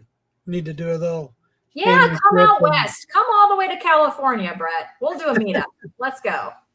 I've been let's see, I've been to San Diego. Okay. We spent some time there. I went out there for a wedding. Okay. And then yeah, San Diego's nice. And I've been to like Cerrito in the Los Angeles, Hollywood area. I went out there for some company training one time. I was out there for a couple of weeks. Okay. But at the wedding on Saturday, it was super hilarious because they had people from like 10 different states, even though it wasn't a big crowd, but there's just people from all over. Anyways, to hear them talk was hilarious because they don't like it here. They're like, there's too many freeways. It's too many things. They're like, we have this freeway and this freeway, and that's all the freeways. I'm like, yeah, we have like a mesh interconnected web. And they were all, confused and annoyed, and good thing for GPS. I don't know what we would have done before, without GPS. Yeah, some of those towns, even if you live there, you need GPS to get around. Yep. So it was just funny listening to the people that aren't from here talk about how they feel about it here. Stuff that we just take for granted. Like your snow, you're fine with it. You're fine that there's an ice whatever outside your house, and it's like freaking me out a little bit. Yeah, we just stay here. We just hang out at home. Yeah. Okay. And usually, I mean, we're used to getting that kind of weather. So, they keep the streets pretty well plowed and salted and everything and melted down. So Yeah. it's rare to get snowed in around here for more than a day. And that might happen once every couple of years.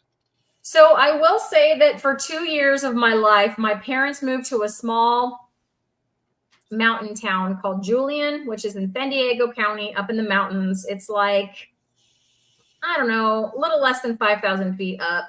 And it will snow there from time to time. So there were like a couple of days, because it was only for 2 years and it may or may not snow in the winter, just depending. I think maybe once, because they moved there the summer between my sophomore and junior year of high school. So I only lived there till I graduated high school, and then I went away to college. It did snow there like once or twice while I was still living there. But that's it. Yeah. I didn't have a lot of extensive experience, and that there weren't snow plows because all the roads are like this because it's in the mountains. Right. I think they probably snow plowed Main Street. Yeah. That's about it. They snow plow the school bus routes here first. Okay. And then they kind of get around everything else and the highways and stuff. Yeah. So like if I had grown up there, I would probably know what that looks like. I'm sure at sometimes they have to have snow days. People aren't going to be able to get in because most people don't even live in the town. Like most people live out. Like you have to drive on super curvy roads, in the middle of nowhere to get to their house. So yeah, I don't really know because I just didn't live there long enough to really experience it. So Darth says he's down 163 pounds. That's amazing. Whoa. Good for you. So did you lose 163 or is your current weight 163? If you lost 163 pounds, that's amazing. That's awesome. Doing keto, then carnivore. A long fast might be my bag of tricks if I want to lose more weight, but focusing right now on gaining muscle. So me too, Darth Carnivore. Me too. If you watch some videos about from Dr. Jason Fung on fasting, you'll find that if you want to build muscle, a lot of people will work out in fasted states because after a certain time, I think it's 36 or 48 hours, human growth hormone goes up like 300%. Yes, it does. And if you use the Life Fasting app, it'll sort of tell you when that happens. So there's an app called Life Fasting. And as you hit different parts of like when like autophagy kicks in and when the human growth hormone kind of, it'll tell you when you've reached that and how long you've been there. It's kind of so if you're wanting to build muscle, you may figure out where your growth hormone is peaking and maybe, experiment, try working out fasted and then, go, lion diet or whatever to get, fat and protein back in, build muscle. There's all kinds of different hacks you can try. And if you're trying to put on weight and build muscle. And Jason Fung also debunks the myth that like, if you're fasting, your body's going to eat its own muscle. Like your body's not stupid is basically what he says. Yes. And you have all that fat on you just for that reason. Like the reason you have fat on your body is for a reserve in the time of no food. And so that's what your body's going to use. It's not going to go for that muscle first. Right. It's he says that in several of his videos that the human body's not stupid. It's going to go after all these free proteins and use up, cells that aren't functioning correctly. Right. It's like if your body just went straight for your muscle, then the human race never would have survived because you'd have been just a big bag of fat who couldn't go chase down another woolly mammoth or whatever, Yep. So, yeah. And I didn't, during my 12-day fast, I don't think I had any muscle loss. I don't feel like I'm any weaker or, really any worse for wear muscle wise. So. Yeah, that's awesome. So he actually lost 153. Felt a little better. Like it's not that I'm not disciplined to do it. It's that I'm literally feeling like weak and faint and like miserable and like I'm gonna fall down. Like it's not good. Yeah. It's not that I'm just hungry. You know what I mean? Because I can Yeah. power through, like, let me just power through this hunger and get to the other side of it. It's not that.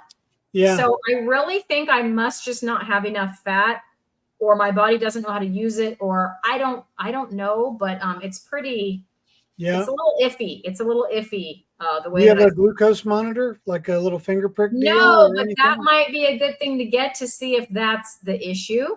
Yeah. I've never done any of that stuff, glucose wise, or like blood ketones or anything like that. I've never done anything like that. I've got some ketone pea sticks here, and I did a few while I was fasting, and Oh, I bet it went. it was maxed out. It was all the way dark, and I remember one time I did it, and it was actually darker than the darkest marker on the label, like a little bit. It was just maxed out.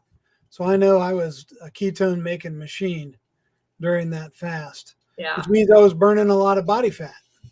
Right. That's how you make ketones. That's So how yeah. you make ketones. So I know I was burning a lot of body fat. So yeah. This is a great question, Susan. I appreciate this question. Do you ever get hungry later at night? Does that mean that I didn't eat enough meat for supper? I usually try to ignore it. Is that good, or should I eat a little bit more meat? So yeah, this is what happened to me today, Susan. So I told you guys I had, Brett said, what'd you have for dinner? I said leftover picanha. Then I said I ate picanha in my car at lunch like a cave woman. Well, I don't usually have like a big lunch like that, but I thought I'm gonna have to sit through this training. Everyone's gonna go to lunch. I'm just gonna bring my picanha. And then in my own mind, I was like, so then I'll just eat mine. So I ate eggs at breakfast. I ate the picanha at lunch, and I thought, then I'll be good. Well, when I got home from work, I was a little hungry, and I still had 2 slices of picanha left. So I finished that off, but it wasn't late. It was like 4. Now I feel good. So that was like 3.5 hours ago. Like I have no desire, like food sounds disgusting right now. I have no desire to eat it. So I find that if I eat too early in the day like that, even if I had waited until 3 or 4 or whenever I got home to eat that picanha, I wouldn't have probably had those other 2 slices. So you know what I'm saying? Like, I don't know if that was too much food for me today or not, or whatever, but I was definitely going to have to fight off some cravings, or like the really, like, I'm just going to want food. So I just thought, you know what? It's beef. I'm going to eat that. It's 2 slices, and I'm going to feel fine. And I'm not going to have to deal with this problem for the rest of the night, and like, just make it to bedtime and go to bed, you know? Yeah. So, so I ate the 2 slices. I feel great. You know, I didn't eat anything off plan. But yeah, I was definitely wanting some food. So I think it put me a little over like what I would normally eat in a day. So I don't know if that helps you, Susan, but it's like I have to sort of stick to my window, because if I don't, I'm gonna want a third meal. Right. You know, which may or may not be bad. I don't know, but I am dealing with a little weight gain right now with trying to address. So I don't know. We'll see. So I do sometimes get hungry at night. And it's usually when I'm staying up too late, and my body's like, well, you're up, you know, you feel like eating something, you know, it's kind of just cravings. And so I don't really get hungry, but Right. I would suggest just not eating, or if you wanted to eat, make sure you eat 3 hours before you plan to go to sleep, because you want to give your body time to digest, because you don't want to be trying to go to sleep while your body's trying to digest food, because that just screws up your hunger signals. And and I know if I do it, if I eat before I go to bed, I'm going to wake up like 2 hours later. I'm going to have the burps, and I'm going to have, you know, I'm going to have to go eat some gas pills or something to calm my stomach down, because it just doesn't agree with me. So I've kind of had to discipline myself a few times to not eat when I felt hungry. I'm like, you need to just go to bed. Just go to bed. And if you're hungry in the morning, then eat in the morning. If you're not hungry in the morning, then just eat at your regular time at noon or whenever. Yeah, yeah. So Yeah, for me it was 4 p.m. and I was like, I mean, picanha sounded good. It wasn't like, oh, I want a cookie. Like I wanted that picanha that was in there. And I'm like, well, I'm just gonna do it because if I don't do it now, then it'll be too close to bedtime, like you said. yeah, And since I did that, like I felt great all evening. I was fine to jump on YouTube, even though earlier in the day I was like, I'm so glad I have no YouTube today, because I ate that and I just feel good. And, you know, so, but yeah, if I mess with my eating times, it kind of messes with me. Susan, it's amazing. 170 pounds. 170. Bravo. And she's been doing this for 4+ years. So, Yep. it's Yep. not a sprint, it's a marathon. Yeah. 170 pounds. Man, It's amazing. really amazing.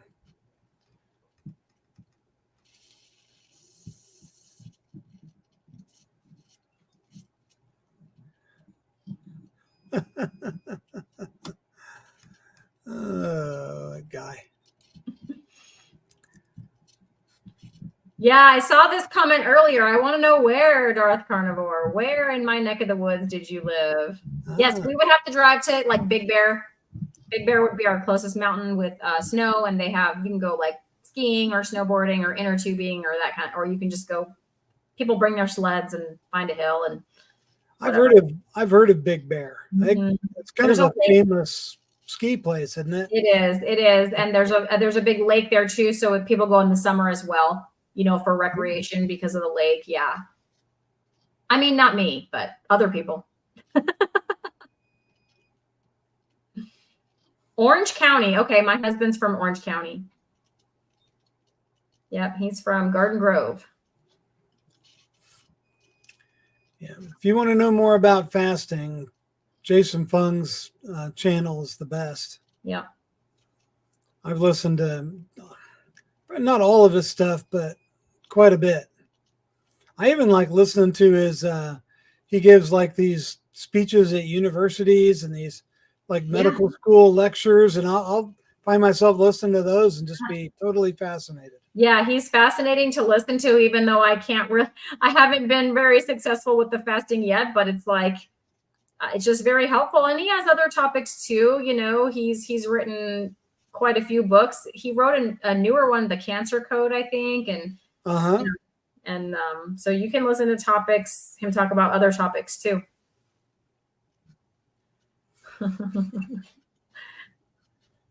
Yeah. Well, even waking at 8 o'clock isn't bad if you go to bed at 11.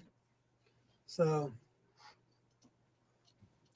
but bacon, it's not going to spike your insulin or, right. Cause any kind of issues like that. Right.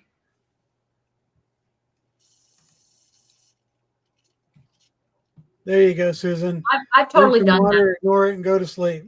I've done that. Yeah.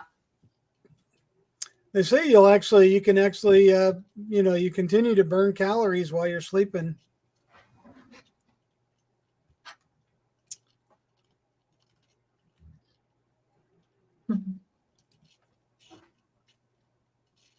Aw, that's awesome.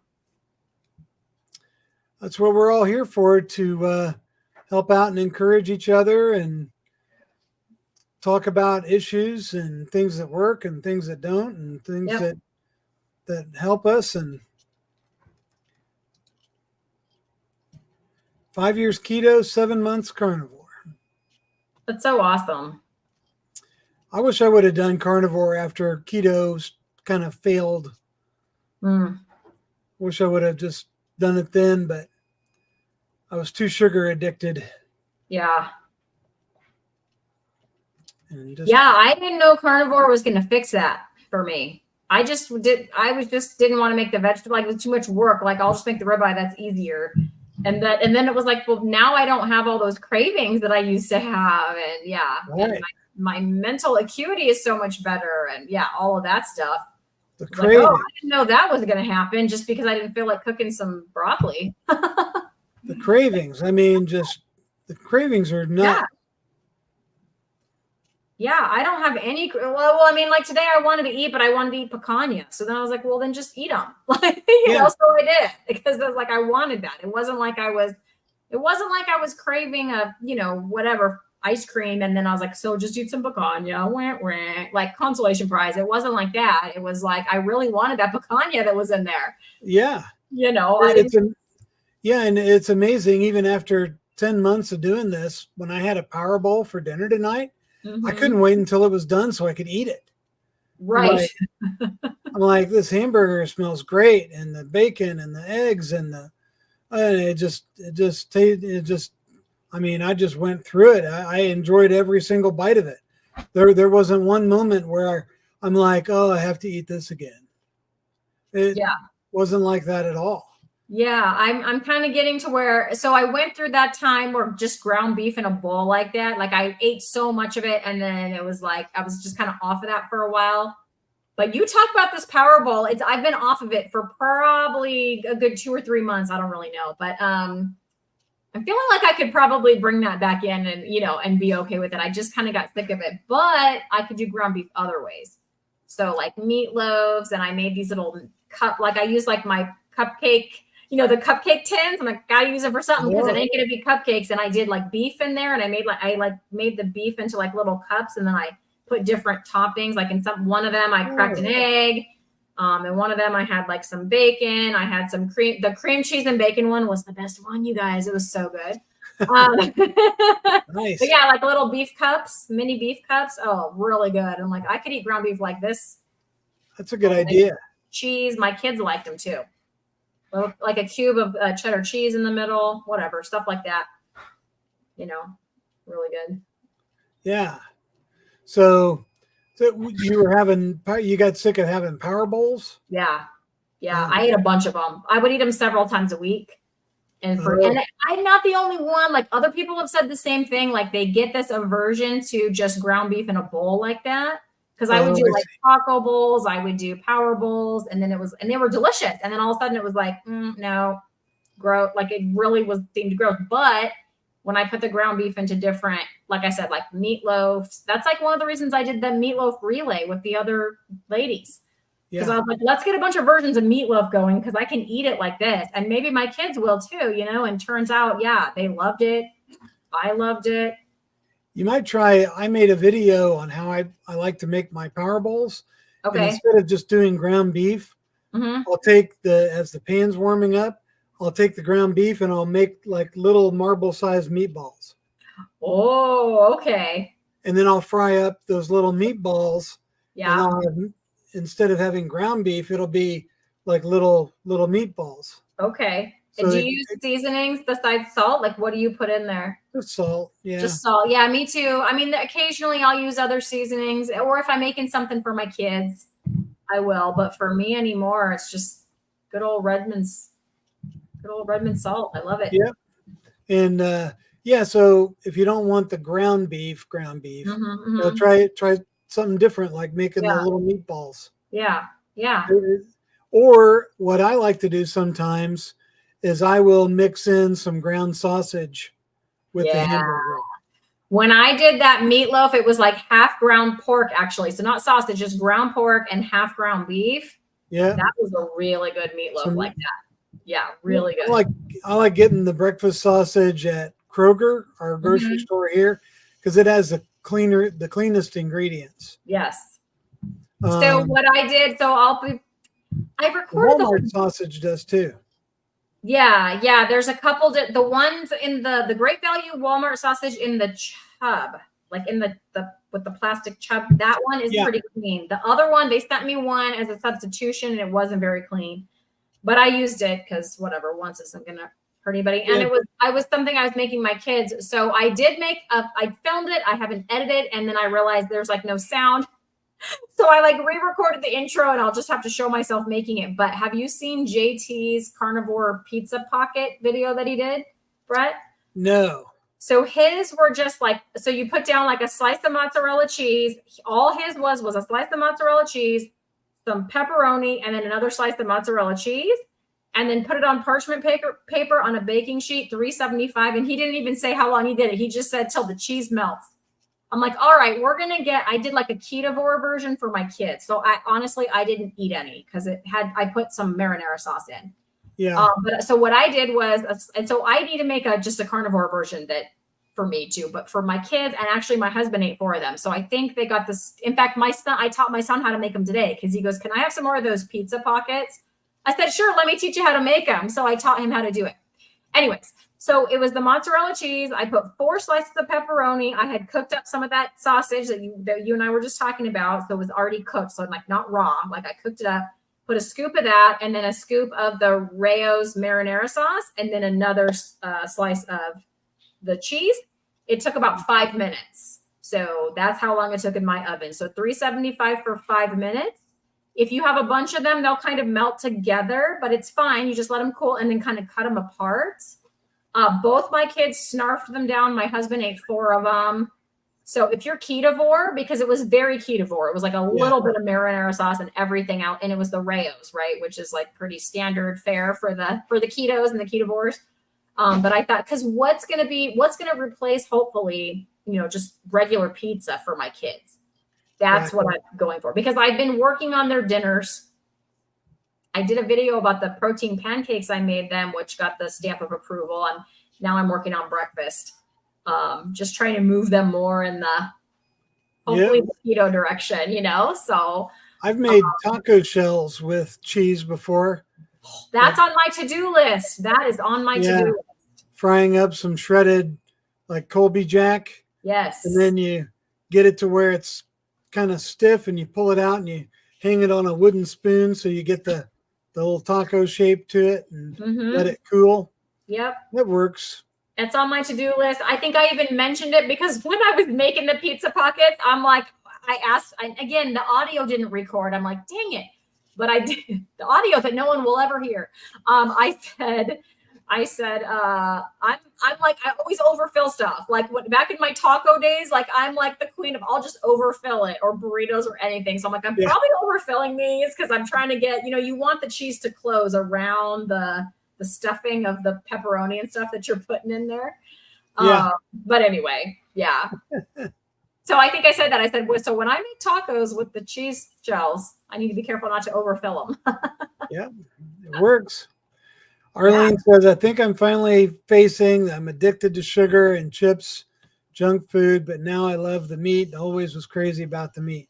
I'm the same way. I've always liked meat and love meat cooked in all different kinds of ways, but I just had to face that I'm addicted to sugar and chips and junk food. And for me, it wasn't so much sugar, like candy and stuff, although I did like that, but for me it was just Doritos and barbecue potato chips and all that kind of stuff. I mean, I went through phases with all of it. So I had those phases where I would just eat a whole thing of Oreos at a time.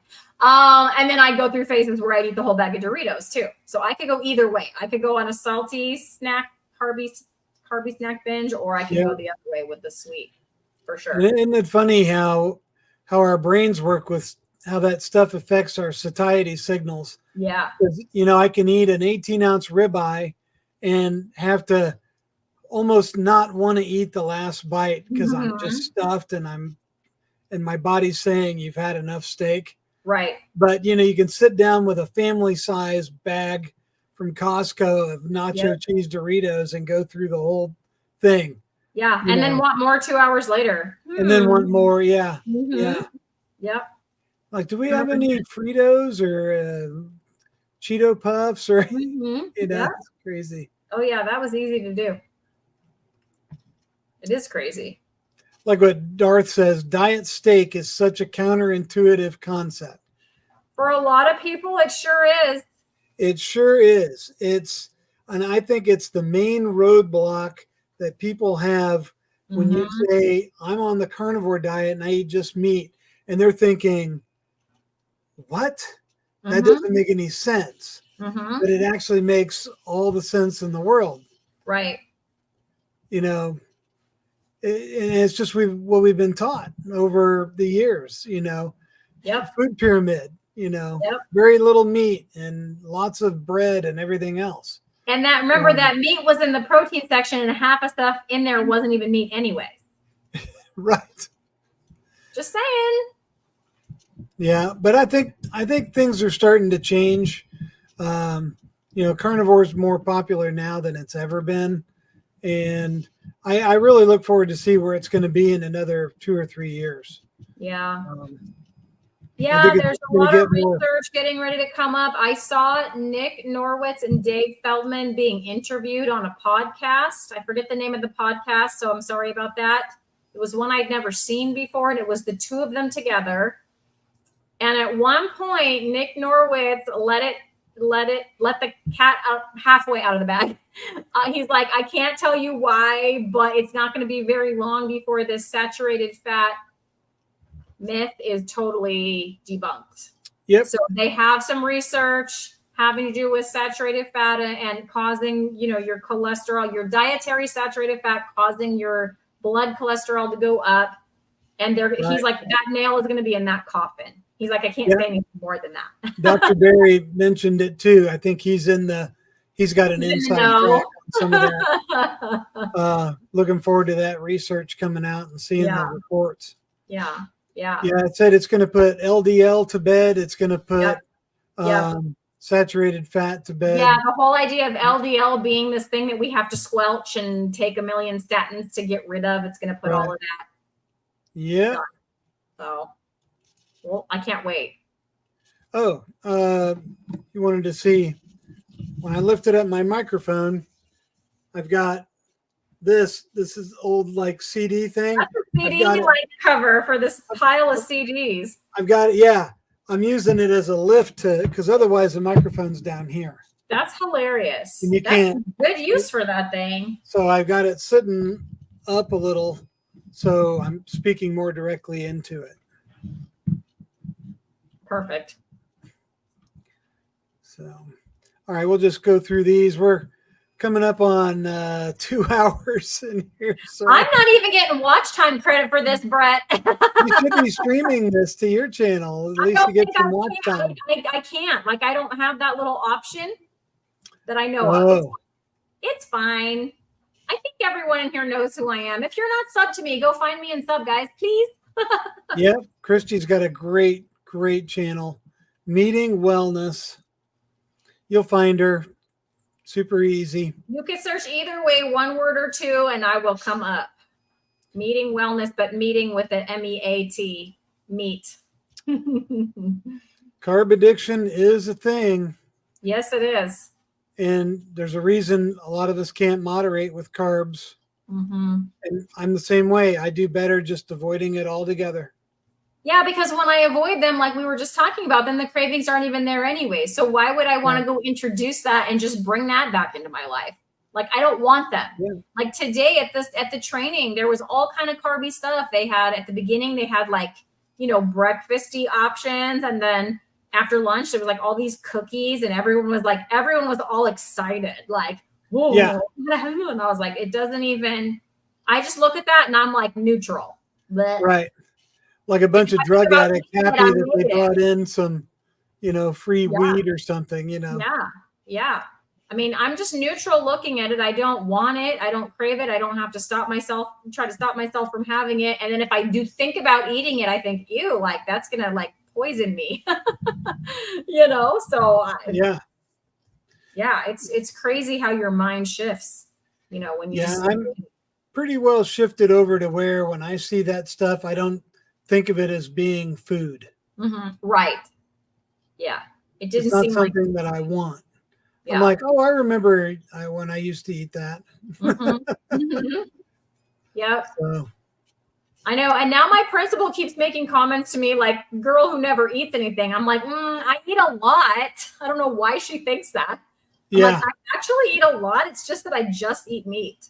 I should have eaten my picanha in front of her. I should have taken it to Chick-fil-A. I didn't do that. Go in, show up in there with a big Ziploc bag full of hard-boiled eggs and just start eating them. Oh, man. and bacon slices Bacon, and start yeah. eating it. Yeah, I don't know how she got it, the idea that I just don't eat. I'm like, I eat like way more now than I ever used to. The sad thing about his point about carb addiction is that no one takes it seriously. Right. Yeah.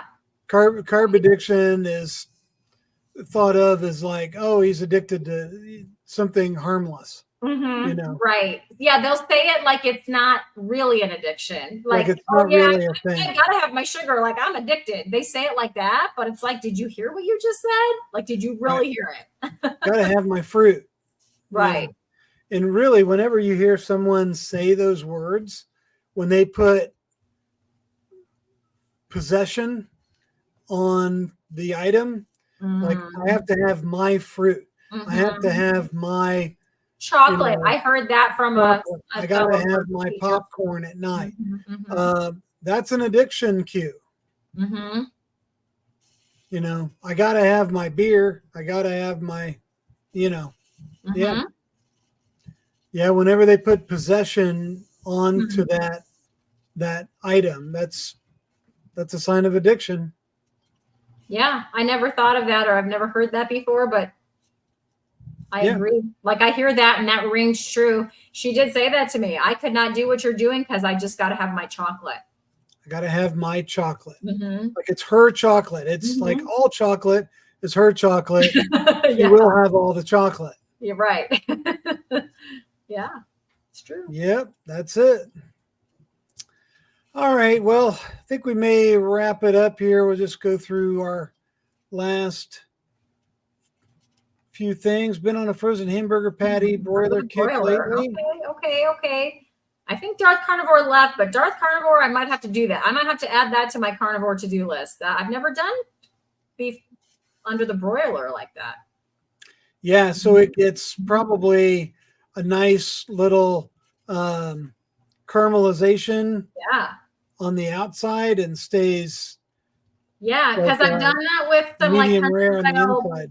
Yeah, I've done that with some country style pork ribs. Like I'll put them in the instant pot because they get really tender in there, but then I'll finish them off under the broiler and it kind of gives them this caramelization on the outside. They're really good. So I bet that would be good for the frozen burger patties. Mm-hmm. Yeah. There it is. Yep. Low carb for 4 years, and the last year keto cheesecake got me and started the keto bombs. Got me Mm-hmm. off. That's what derailed me off of keto. Was all the keto treats and keto snacks and keto bars, shakes, and Yeah. all those things. I was still having to use a ton of self-control, like so much self-control to like not eat too much cheesecake or too many fat bombs. Yes, I was still having to self-control. I would crave them and I'd have to stop myself. Like I don't do any of that anymore. Yeah. It's great. Yeah, and it's really you're kind of playing with fire with those things, because with me it led to not having them, to having those treats, which led to me just wanting the real one. And I almost convinced myself that, oh, well, the real one, it's more natural and, it's going to be better for me than eating like a fake thing. And it's the mind games that your sugar addiction tries to convince you of things. So, Smash Burger. Yeah. I need to try that again. I failed the first time I tried them. I don't think I smashed them enough. Smash Burger. There's a guy on YouTube that is like the Smash Burger guru king. I'll have to go watch. But you got to have a griddle. Oh, yeah. So if you don't like to grill, you might like to griddle. I might, but would I want to clean that griddle, Brett, is the question. It's not hard. It's like cleaning a cast iron pan. Okay. All right. You season it the same way. Okay. And then, you just scrape it and wipe it off and you're done. Okay. It's not hard they're not hard to care for. And you can make, like, if you wanted to fry up like a whole pack of bacon, it's great. You could just throw it all on the griddle and fry up a whole pack of bacon if you want, or if you're making those protein pancakes, you can make a whole bunch of them. Yeah. I made those protein pancakes. My kid loved them. I appreciate it. I forget who said. Somebody said they saw that video. I appreciate that. Thank you. Yeah, that was.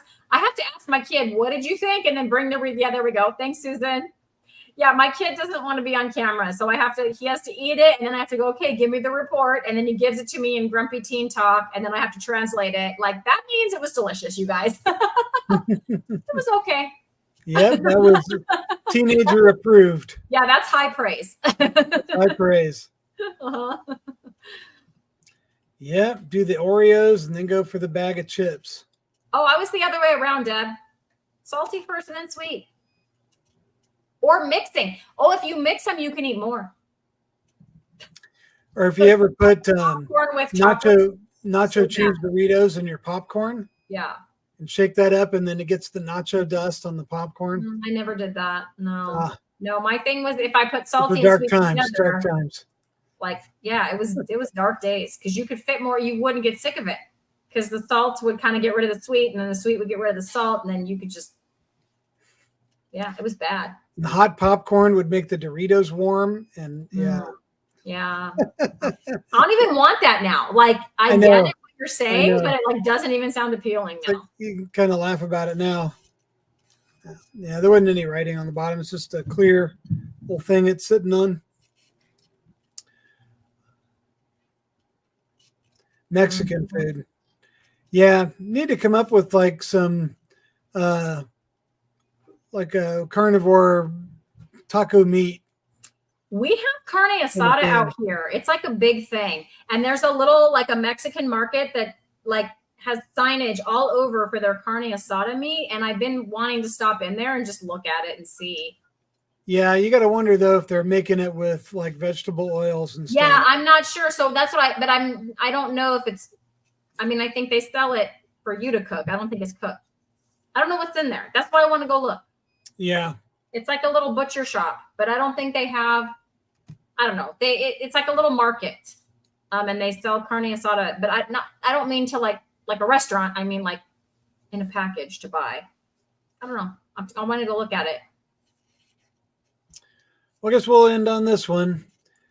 Never understood the media and the people who wanted to get us addicted, and how they did is just so awful, especially for sick people now. Yeah.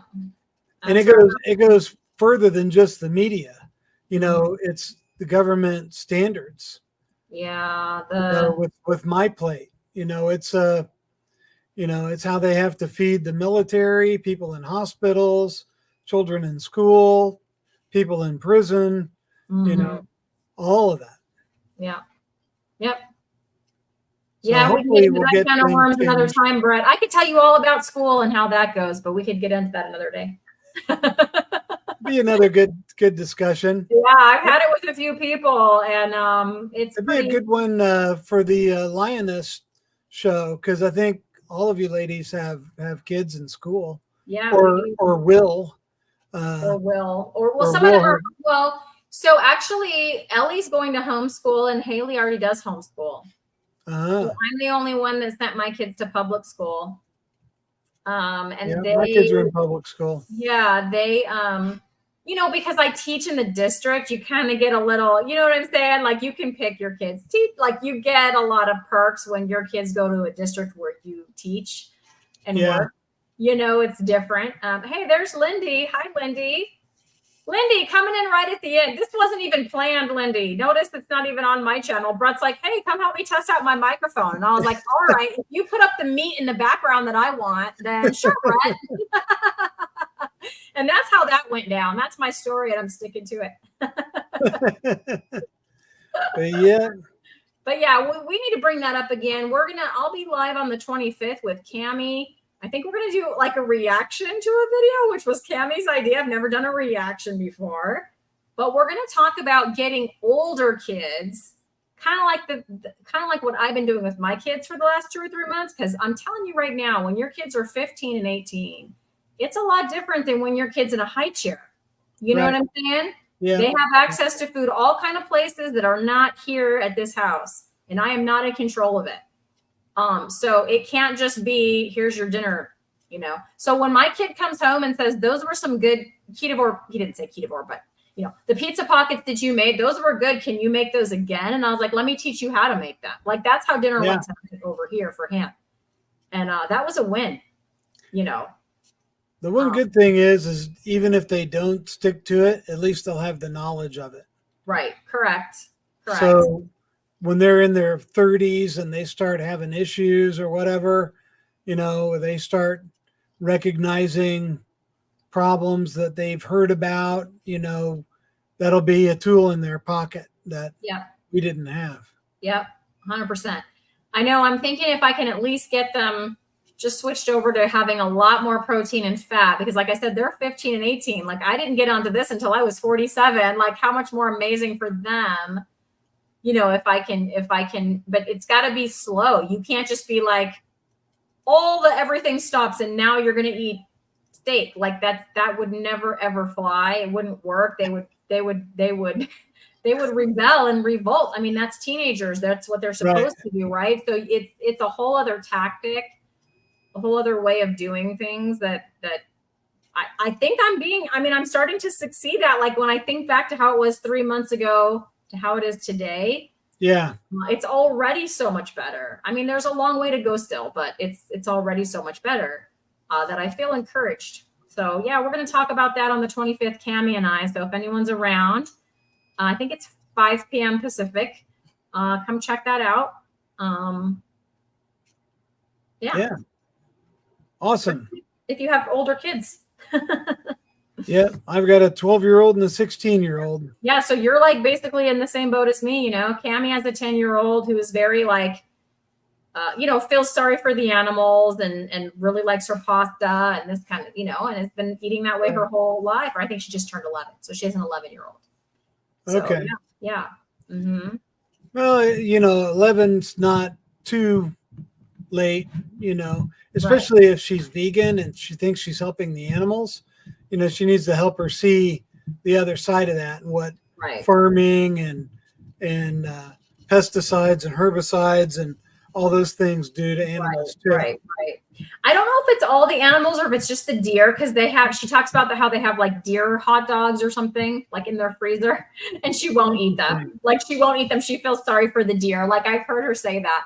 But yeah, I'm excited to get more into this topic with her and talk about, because I want to hear what other people are doing. I know what I'm doing, but have I asked anyone for what they're doing? No.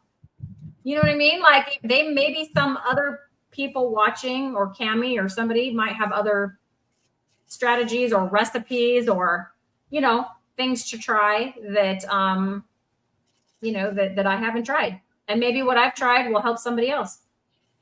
So that's the goal.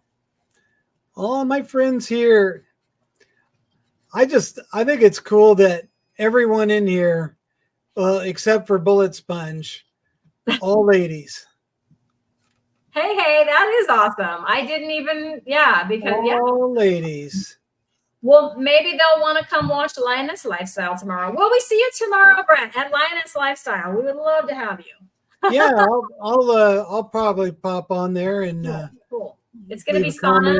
This is Perfectly Imperfect Keto, and I'm just what's a good lion pun? Insert lion pun here, but I really am excited because she is pregnant. And she's eating like carnivore, ketovore. She's introducing like some avocados and things. Yeah. Basically from the go, right from the get. So I'm super excited to ask her about that. She's done several videos on her channel. She's doing a series like what I eat in a week. So I think she's done like 4 of them. Wow. But I'm excited to ask her about that. I'm excited to follow her pregnancy.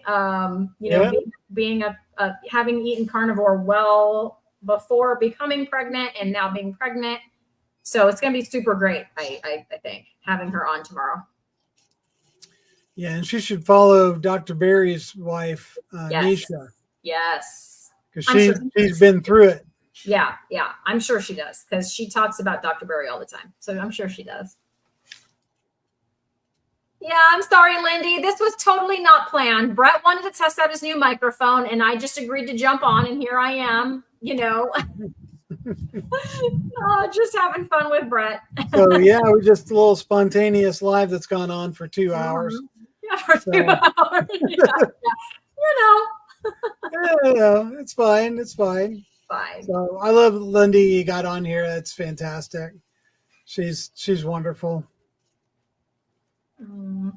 And I think she's lost what 500 pounds now. Oh yeah, Lindy's a mom on a mission. A mom on a mission. She's awesome. I'm gonna get to meet her at KetoCon. I'm very excited about that. Yes, she's going to Texas, isn't she? Yes, I'm very That's excited. awesome. But Lindy, I'm sorry to hear that your daughter's had those health complications from the type 1 diabetes. But are you saying she's trying carnivore diet? Oh, 1 week. There we go. I missed that comment. I just was reading later down. Carnivore 1 week. Okay. All right. She's type 1. Type 1. Yeah. Yeah. Yeah, type 1s can do carnivore too. You just they just have to really kind of ease into it and work on, rolling back their insulin at the same time and just find their sweet spot. So Cindy DeManch, her husband is a type 1 diabetic, and they eat like meat-based keto, mostly, or ketovore or carnivore with a little keto chow and maybe a vegetable here or there kind of a thing. Anyways, his A1C is like it's gone from like a 7.1 down to, I think it's like the low 6s. He just continues to like improve, and he's not like young like your daughter, Yeah. So anyway, he does very well.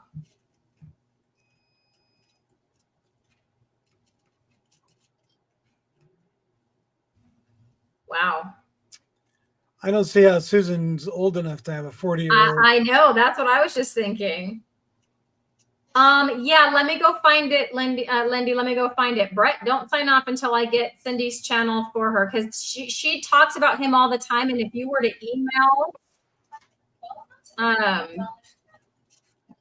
because it's kind of a weird, sorry, that's my, like, I hit YouTube and it goes to my channel, and then you hear me talking. Sorry about that. Okay. All right. Yeah, it's one of those ones with the numbers after it. So it's like Cindy DeManch with a number. So here it is.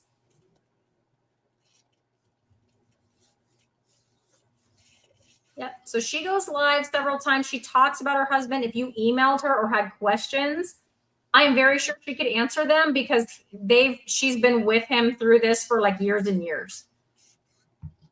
And she's very nice. Tell her I sent you.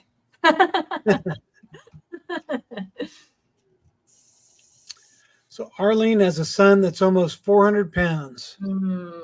And the other son that's in the army in Germany and is vegan with his wife and 2 kids and mother-in-law, and can't talk to them about this yet.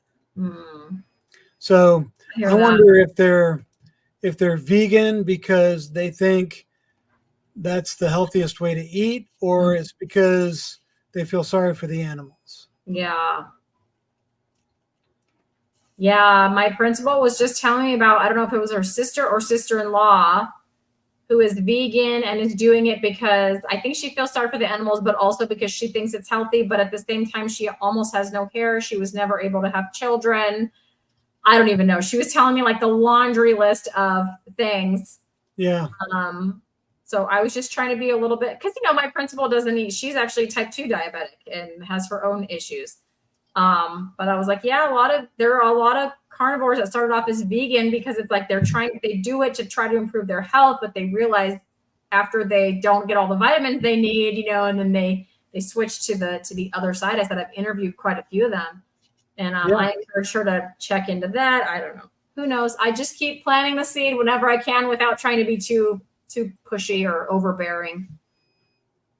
She is your boss. So she is my boss. That's right. She is my boss. True story. Yeah. So, I mean, I'm all for people. If you're eating the standard American crap diet and you go vegan, hey, great. That means you're taking control, you're taking control of your own ship, and I'm sure it's going to help you and you're going to feel better. But in the long run, you're going to run short. So, I do like the fact that, they're cleaning up their diet. They're trying to eat better. They're focused on it, but there's a lot of vegans who are turning carnivore too. Mm-hmm. So all the time, every Yep. day, all the time, seems like there's a new one coming out. Yeah, I see that a lot. All righty. Well, I think we'll wrap it up.